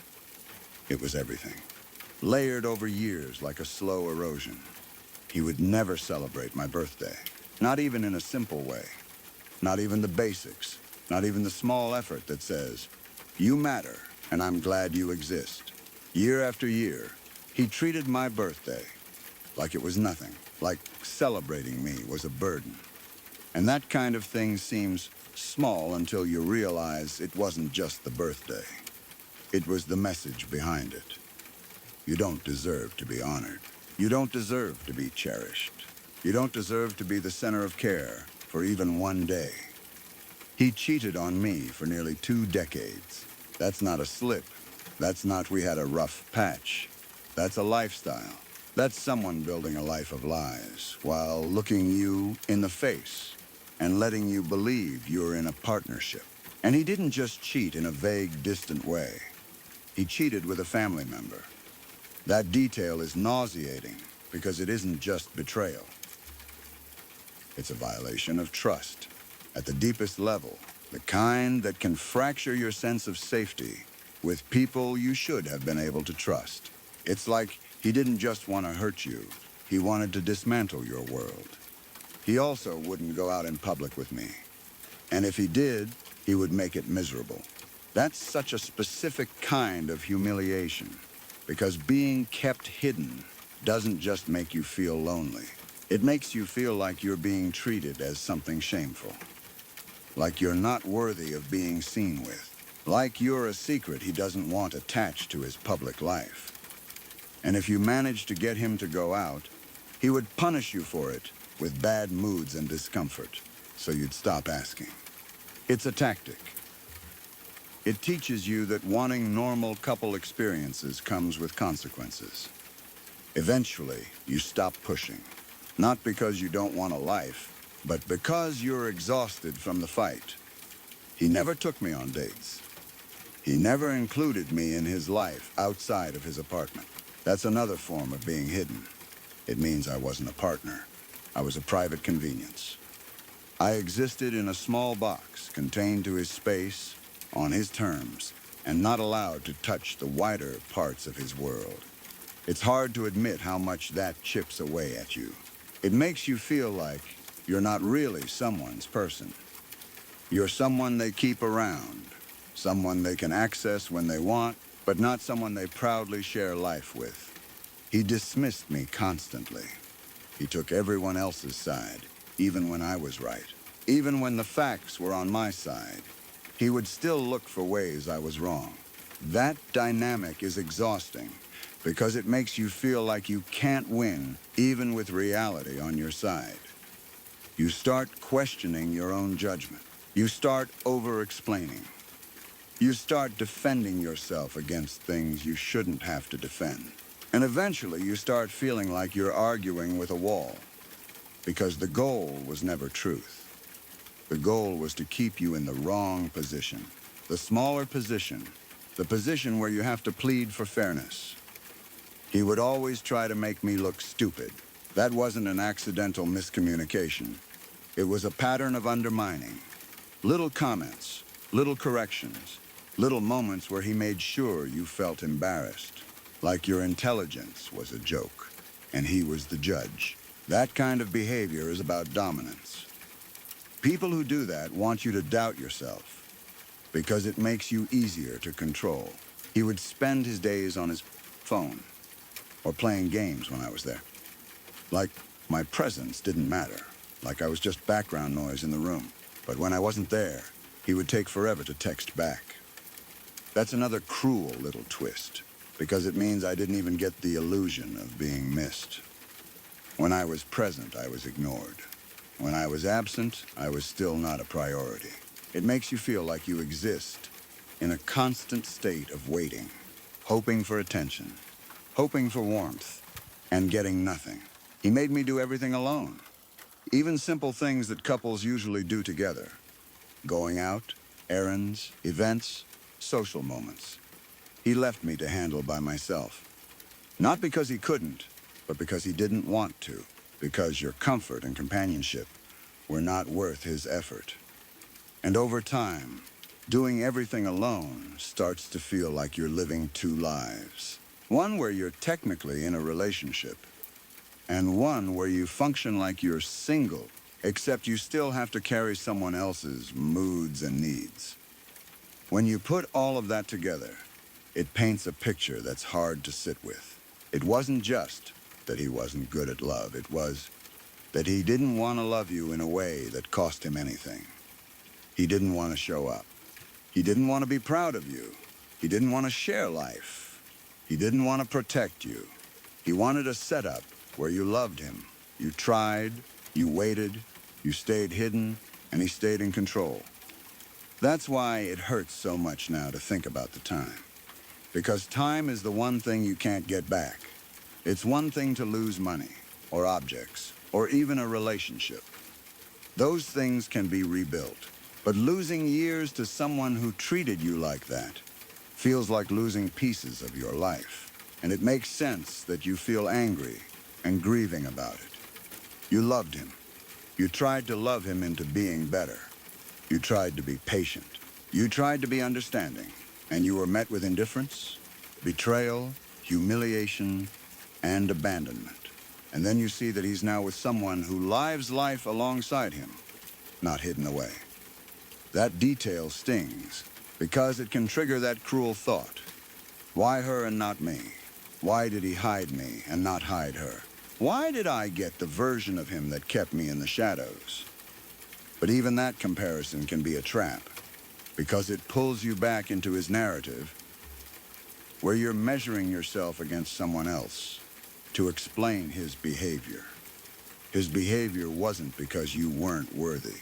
It was because of what he was willing to do to you, and what you were willing to tolerate at the time, because you loved him. Also, the truth is, people like that can perform differently in different relationships for a while. They can present a public version that looks better. They can reshape the optics. They can choose someone whose boundaries are different, or whose expectations are lower, or whose presence benefits them in a different way. But none of that changes what he did to you, and none of it means you were less deserving. It just means he got away with treating you horribly for a long time. And now he's rearranging his life in a way that looks better from the outside. That doesn't erase his character. It doesn't erase the pattern. It doesn't make him suddenly safe for good. The most important thing you said is still the simplest. You left and you never went back. That is the turning point. That is you choosing reality over hope. That is you deciding you will not spend the rest of your life begging someone to treat you like a person. That is you taking your dignity back. And even though you hate that you gave so much time. I want to hold a truth beside that grief. You stopped the clock. You didn't keep donating years. You didn't keep staying in the shadows. You didn't keep letting him write your story.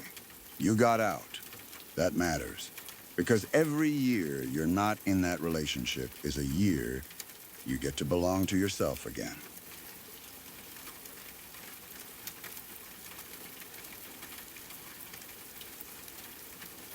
When we first started dating, he acted like the parts of me I was proud of were the very reasons he wanted me. He loved my independence. He loved my autonomy. He loved my confidence. He talked about those traits like they were exciting, like they made me different from other women, like I was strong and interesting and alive.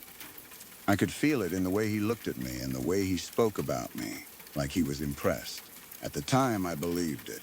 I thought he genuinely admired who I was. I thought he wanted a partner, an equal, someone with her own life and her own mind.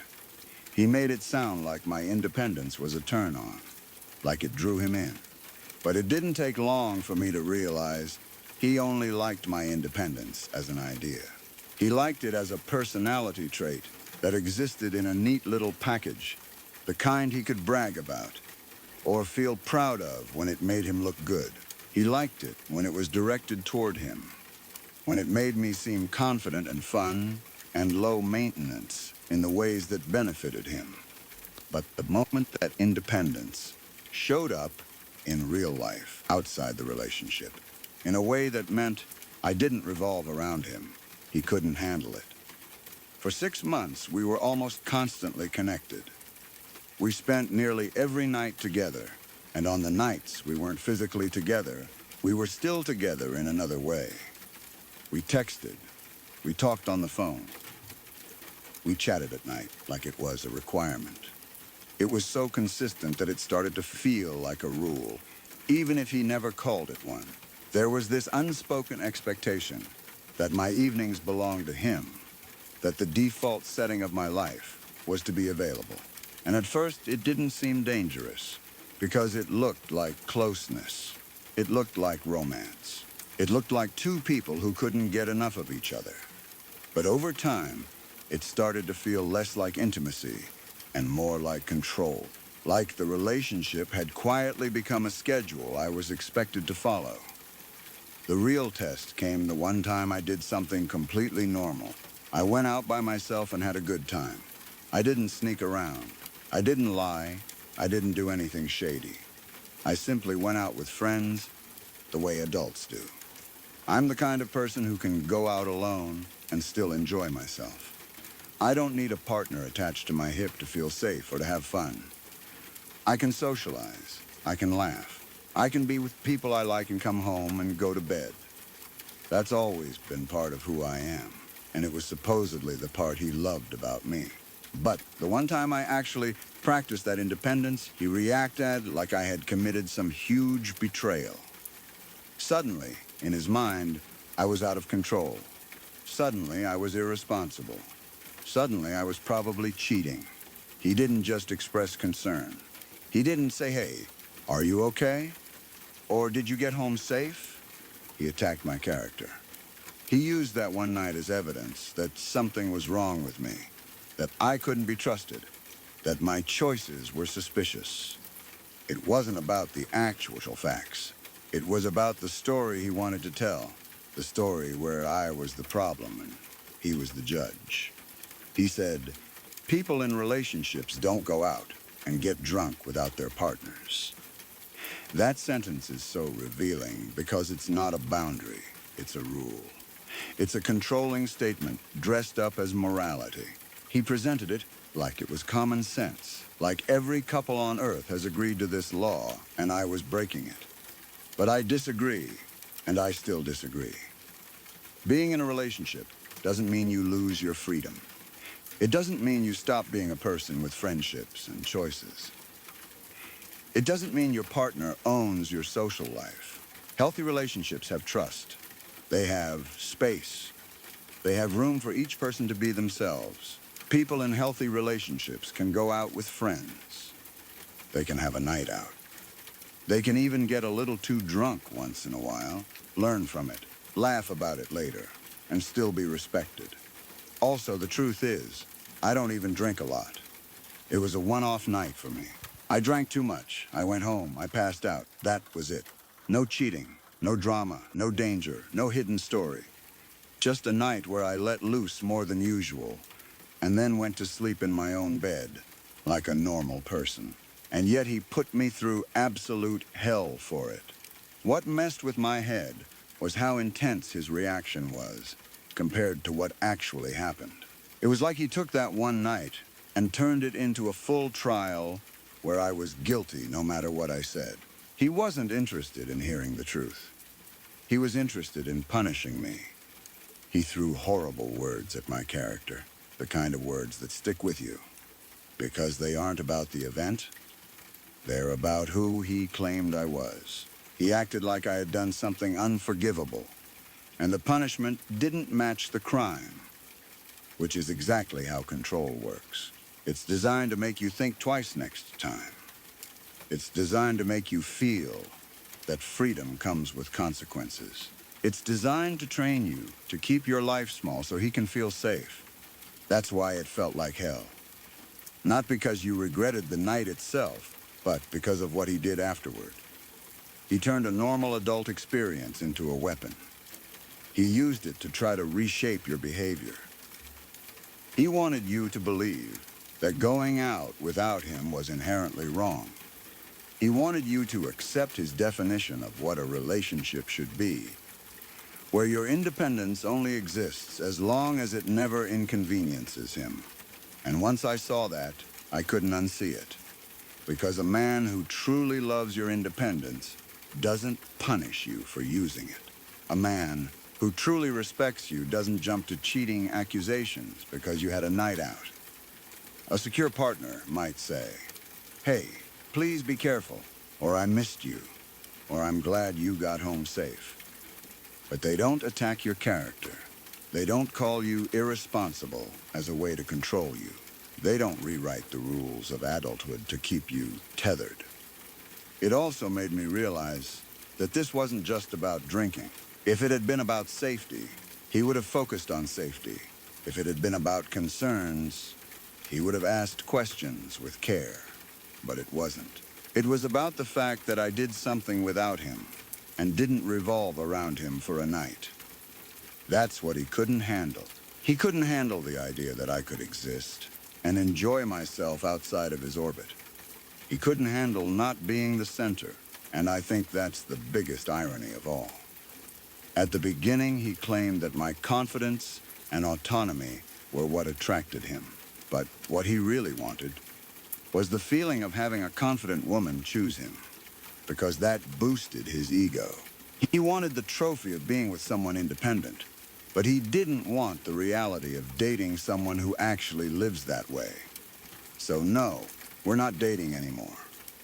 And that ending makes perfect sense, because you can't build a healthy relationship with someone who treats your freedom like a threat. You can't keep loving someone who turns one night out into a character assassination. You can't keep shrinking yourself to make someone else feel secure, especially when the very things they claim to love about you become the things they punish you for. The one good thing about going through something like that is the clarity it gives you. It shows you who they are when they don't get their way. It shows you how they handle trust. It shows you whether they see you as a partner or as a possession. And in your case, it showed you that your independence was only acceptable to him when it was convenient. You got out. And the fact that you can say, "I have never been put through as much hell for having a good night with some friends as I have by that man," tells me you're seeing it clearly now. You didn't do something wrong by being an adult with friends. You didn't do something wrong by having one off night. His reaction was the problem. His insecurity was the problem. His need to control was the problem. And it's a relief you don't have to live under that rule book anymore.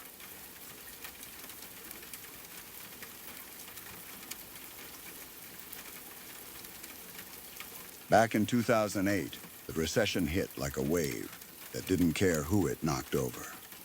One day I was working, scraping by on $12 an hour, doing the best I could.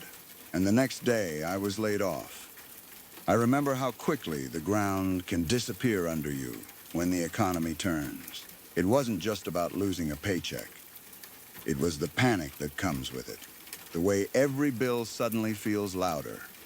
The way groceries become math. The way you start calculating how long you can last before everything collapses. It was the shame of feeling replaceable, even when you were working hard, and the fear of not knowing what comes next. I wasn't living some glamorous life before that. I was surviving, and then even survival became uncertain. It took time to find another job. I went through that exhausting stretch where you apply and apply and apply, and you don't always get responses. And when you do, you're grateful just to be considered.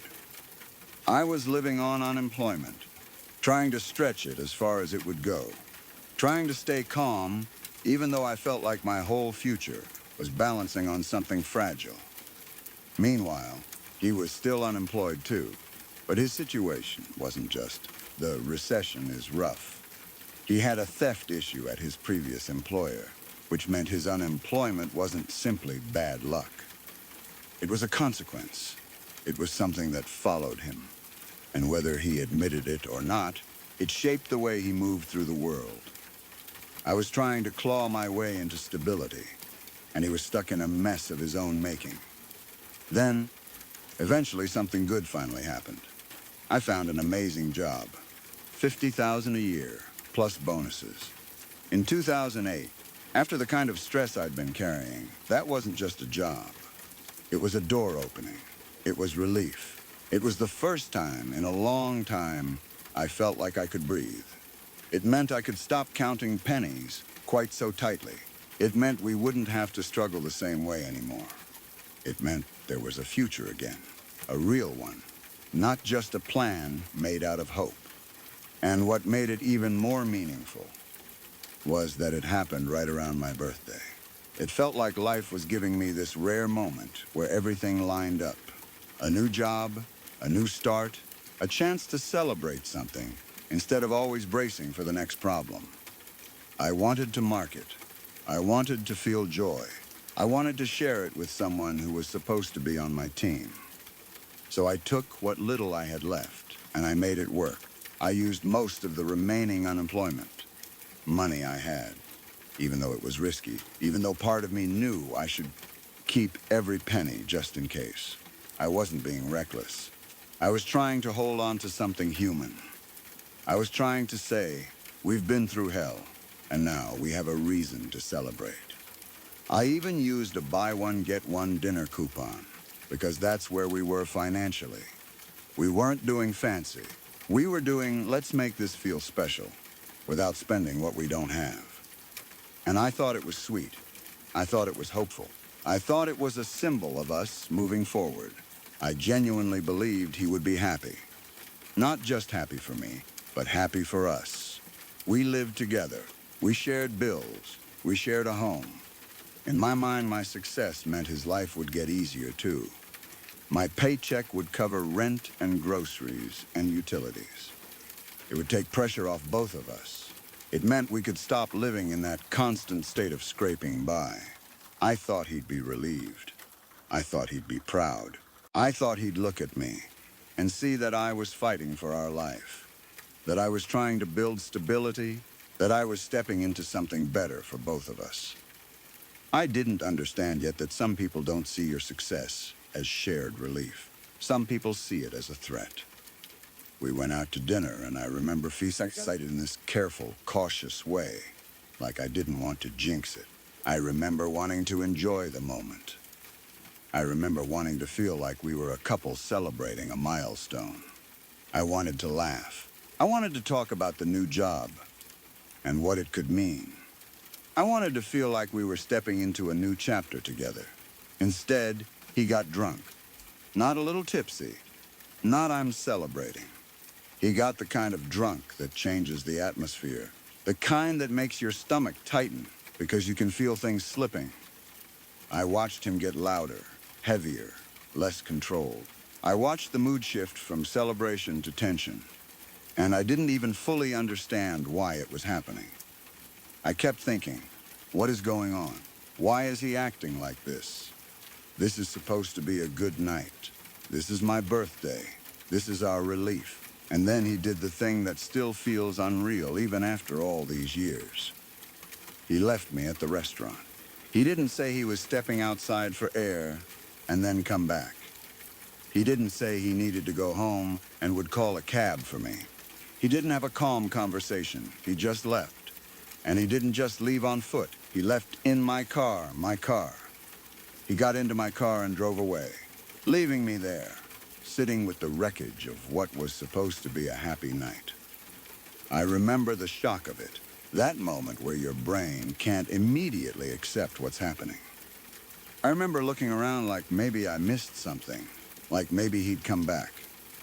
I remember feeling humiliation rise in my chest, because I was sitting in a public place, abandoned, on my birthday, after spending what little money I had left to celebrate a job that was supposed to save us. I remember feeling this anger that wasn't hot at first, but cold, because something inside me started to see the truth with clarity. He wasn't happy for me. He wasn't relieved. He wasn't proud. He was resentful, threatened, or both, and he chose to punish me for having a moment of success. There I was, stuck at the restaurant without my car, without a ride, with my entire heart deflated. And I ended up walking home. Walking home after being left behind, like I was nothing. After a night that was supposed to be celebration, after a year of stress and fear. That walk wasn't just physical, it was emotional. Every step felt like my brain catching up with what my gut already knew. I wasn't walking home with a partner. I was walking home with the truth. That was it for me. That night was the line. It wasn't just a fight. It wasn't just a bad mood. It wasn't a misunderstanding. It was a clear, undeniable message about who he was when my life improved. When I finally got a break, when I finally climbed out of the hole, he didn't reach out to pull himself up with me. He reached out to yank me back down. And I realized in that moment that if I stayed with him, he would poison every good thing I tried to build. He would take my joy and turn it into chaos. He would turn my growth into something he resented. He would use my success as an excuse to punish me because it made him feel small. So I was done. I didn't announce it with a big speech. I didn't negotiate. I didn't beg him to understand. Something inside me clicked into a quiet certainty. I made life plans without him. I started thinking like someone who was finally free to build a future, without worrying that the person beside me would sabotage it. I started protecting my own life, the way I should have been protecting it all along. I didn't allow him to be part of my new chapter. I refused to let him into my new and improved life, because I had worked too hard to get there, and I wasn't going to hand it over to someone who couldn't stand to see me succeed. I got away. And of course, like so many men who behave badly, he needed a story that made him the victim. He told his friends I'd cheated. He didn't tell them he got drunk and abandoned me on my birthday. He didn't tell them he took my car and left me walking home. He didn't tell them he punished me for getting a better job. He told them the version that made him look wounded and justified. Because if he could make me the cheater, then he didn't have to be the guy who sabotaged his partner's success. He didn't have to be the guy who couldn't handle not being the center. He didn't have to be the guy who treated me like I was disposable. That lie caused real problems. It wasn't just annoying gossip. It created uncomfortable and potentially unsafe situations whenever I ran into his friends out in the world. People act differently when they think they've been given a moral reason to dislike you. They stare, they whisper, they confront. They try to intimidate. And when you're just living your life, trying to move on, trying to build something better, The last thing you need is random encounters that make you feel like you have to defend yourself to strangers who only know his version of the story. But I kept going anyway. I kept building my life. I kept walking forward, even when that mess followed me for a while. And now it's been over 16 years.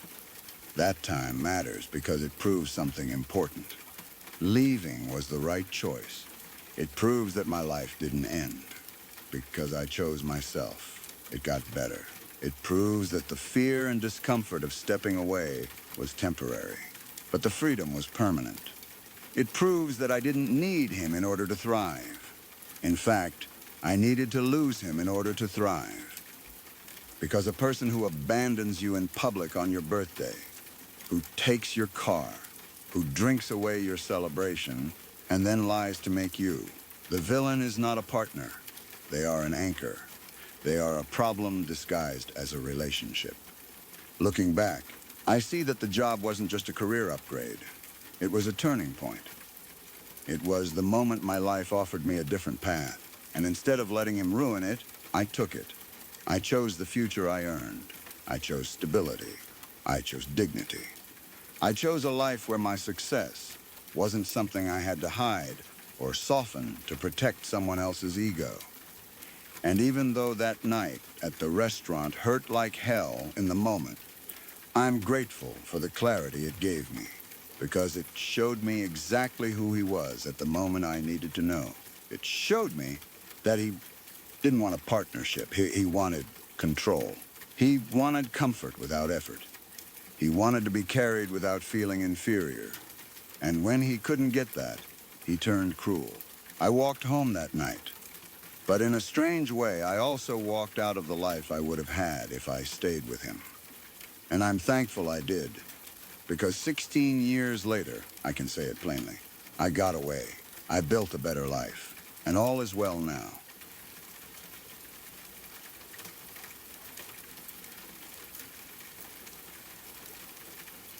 It was honestly fine at first. Not perfect, but normal enough that I didn't feel like I needed to be on guard. We had our rhythm, and I had my own space, my own routines, my own little systems that made my apartment feel like home. I'd been living there by myself, so I didn't have to think about explaining anything to anyone or hiding the normal human stuff that comes with being a woman. My bathroom was small, and I had a box of tampons sitting out by the toilet. It was practical. It was where I needed them. I never moved them because why would I? They weren't shameful. They weren't dirty. They were just part of life, and I'd lived alone long enough that my home wasn't a place where I edited myself. He'd been over plenty of times before he moved in, and he used my bathroom, so it wasn't some surprise. He knew they were there. He'd seen them.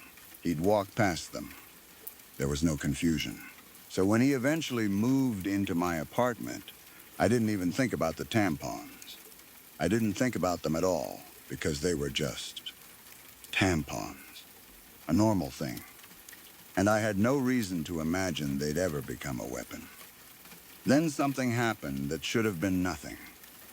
The night before, I spent about an hour on the phone with a friend from college. It was one of those calls where you catch up, you laugh, you vent a little, you talk about life, and it goes a bit longer than you expected, because time slips when you're talking to someone who actually knows you. To me, it was harmless. I was in my own home on my own couch, taking a call like any adult does, but he got mad. Not mildly annoyed. Not, hey, can we hang out after? Mad.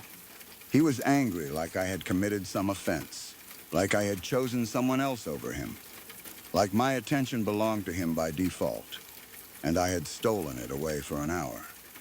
He didn't say it in a calm, mature way. He acted like I had wronged him.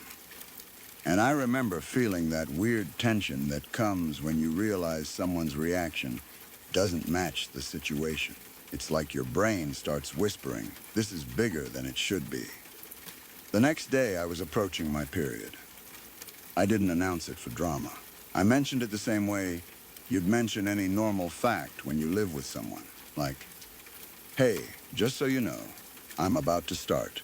It was the kind of thing you say because you share space, because you might need the bathroom, because it's a basic part of your life that affects your body and your mood and your comfort. I had no idea that mentioning it would give him a new way to punish me. At some point, I went into the bathroom and realized the box of tampons wasn't there. At first, I thought, okay, maybe I moved them without thinking. Maybe I cleaned and put them away. Maybe they got shoved somewhere. It didn't register as a red flag right away, because who would do something like that? Who would take someone's period products and hide them?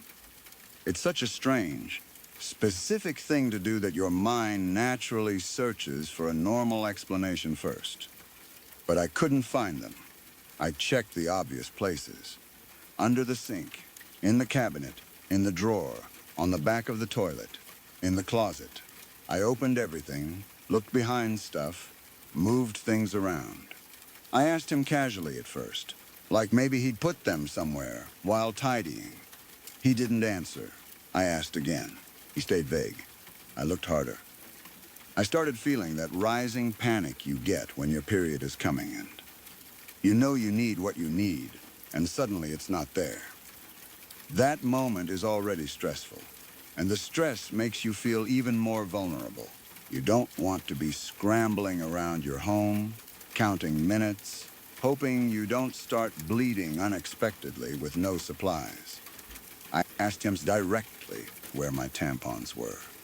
He just stood there and smirked. That smirk is what flipped it from confusing to chilling, because a smirk isn't confusion. A smirk is satisfaction. A smirk is someone enjoying the fact that you're stressed. It's someone taking pleasure in withholding something from you. It was like he was watching me search and getting entertained by it. Like he was a kid hiding someone's keys and feeling clever about it. Except these weren't keys. This was my body, my period, my dignity, my comfort, my ability to exist in my own home without fear of bleeding through my clothes. I kept looking anyway, because I needed them, and also because I couldn't wrap my head around what was happening. I searched everywhere, while he hovered around with that look on his face, like he'd bested me in some game of wits, like this was a prank, and I was the fool. The longer it went on, the more anxious I got, and the more furious I got too, because I could feel it in my gut by then. He took them. He was doing this on purpose.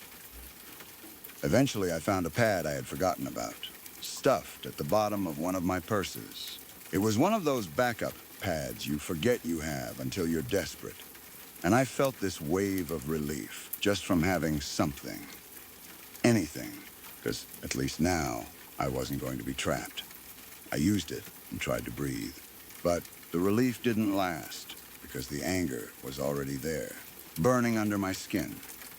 Finding the pad didn't make what he did okay. It just meant his little experiment didn't completely corner me. I came out and confronted him, because at that point I wasn't going to play dumb. I asked him what the hell he was doing. I asked him why he hid them. I asked him like a person who already knows the answer, but needs to hear it. Needs to see whether the other person will admit it or try to twist it. And then he said it. He said, I wanted to see how much you'd bleed. I've never seen a girl bleed on her period before. I remember just staring at him because it was so disgusting, I almost couldn't process it. Not only because it was creepy, but because it was cruel. He had taken something I needed, timed it right when he knew my period was coming, watched me panic and search, and enjoyed it. He treated my body like a science experiment. He treated my discomfort like entertainment. He wanted to see me bleed. He wanted to watch what would happen if he removed my supplies and forced me into that situation. That's not ignorance. That's not curiosity in a harmless way. That's control and humiliation wrapped in a fake excuse. Because if someone is genuinely curious about periods, there are normal ways to learn. You ask questions respectfully. You read. You listen. You don't steal someone's tampons and try to force them into bleeding in front of you. That's not curiosity. That's a power move. It's him trying to prove he could manipulate your body and your environment, that he could create a situation where you were vulnerable and he was in control. The rage I felt in that moment was immediate and hot. I wanted to hit him. I actually wanted to punch him. And I remember thinking something almost funny in the middle of the anger, that if I did it, all I'd do is hurt my wrist because he wasn't worth injuring myself over. But the bigger truth was that the urge came from how violated I felt. Not sexually violated, but violated in the sense that my safety in my own home had been breached. Something about that moment made it clear that living with him was not going to be safe. If he could do that, if he could hide my tampons and enjoy my distress, then he was capable of other sick games too. And it hit me all at once that this wasn't a one-off weird moment. It was part of a pattern that had already started to show itself. He had been mad at me for talking to a friend for an hour. He had treated my attention like something he owned. He had decided to punish me in a way that was personal and humiliating. That's what controlling people do. They don't say, "I felt left out." They retaliate. They don't talk like adults. They do something that makes you feel small and helpless, so you learn not to cross them again. He was trying to teach me a lesson. If you give your time to someone else, if you don't focus on me, I will make you uncomfortable. I will mess with your body. I will make you pay. The fact that he chose my period to do it made it even more disturbing, because it's such a private, vulnerable thing. It's something women manage quietly all their lives. It's something we plan around without wanting it to become a spectacle. And he tried to turn it into a spectacle, like my body was something he could control for his entertainment. That's why I knew immediately it wasn't going to work. I didn't need weeks to think about it. I didn't need to communicate better. I didn't need to go to counseling. There are moments where you realize you're dealing with someone who doesn't have normal empathy, someone who doesn't see you as a person. This was one of those moments. His reaction wasn't remorse. It wasn't, "Oh my God, I'm sorry. I didn't realize." It was a creepy explanation and a smug attitude, like he expected me to shrug it off, like he expected me to accept it, like he expected me to be trapped enough that he could do things like this and still have access to me. But I wasn't going to accept it. I told him very quickly that this wasn't going to work, because it was extra messed up. And the truth is, I'm grateful I had that clarity, because sometimes people get stuck arguing details, like, you shouldn't have hidden them, and you shouldn't have said that, as if this is a small behavior issue. But it wasn't small, a window into how his mind worked, how he handled anger, how he used control, how he reacted when he didn't get your full attention. He didn't talk about his feelings. He created a situation where you were anxious and vulnerable, and he felt powerful. That is not a person you build a life with. A healthy partner might be curious about periods, sure, but they would also be protective. They would ask if you needed anything. They would pick up supplies if you ran out. They would be considerate. They would never make you feel ashamed or trapped. They would never treat your bodily functions like an experiment. They would never watch you scramble and smirk like they'd won. And once you've seen someone enjoy your discomfort like that, you can't unsee it. So that day became one of those moments where you realize something important about yourself, too. You still have instincts. You still have boundaries. You still have a part of you that knows what is unacceptable. And you listen to it. You didn't rationalize it. You didn't tell yourself, just a prank. You didn't allow him to normalize it. Because it wasn't a prank. It was cruelty dressed up as curiosity. And you were absolutely right to end it quickly.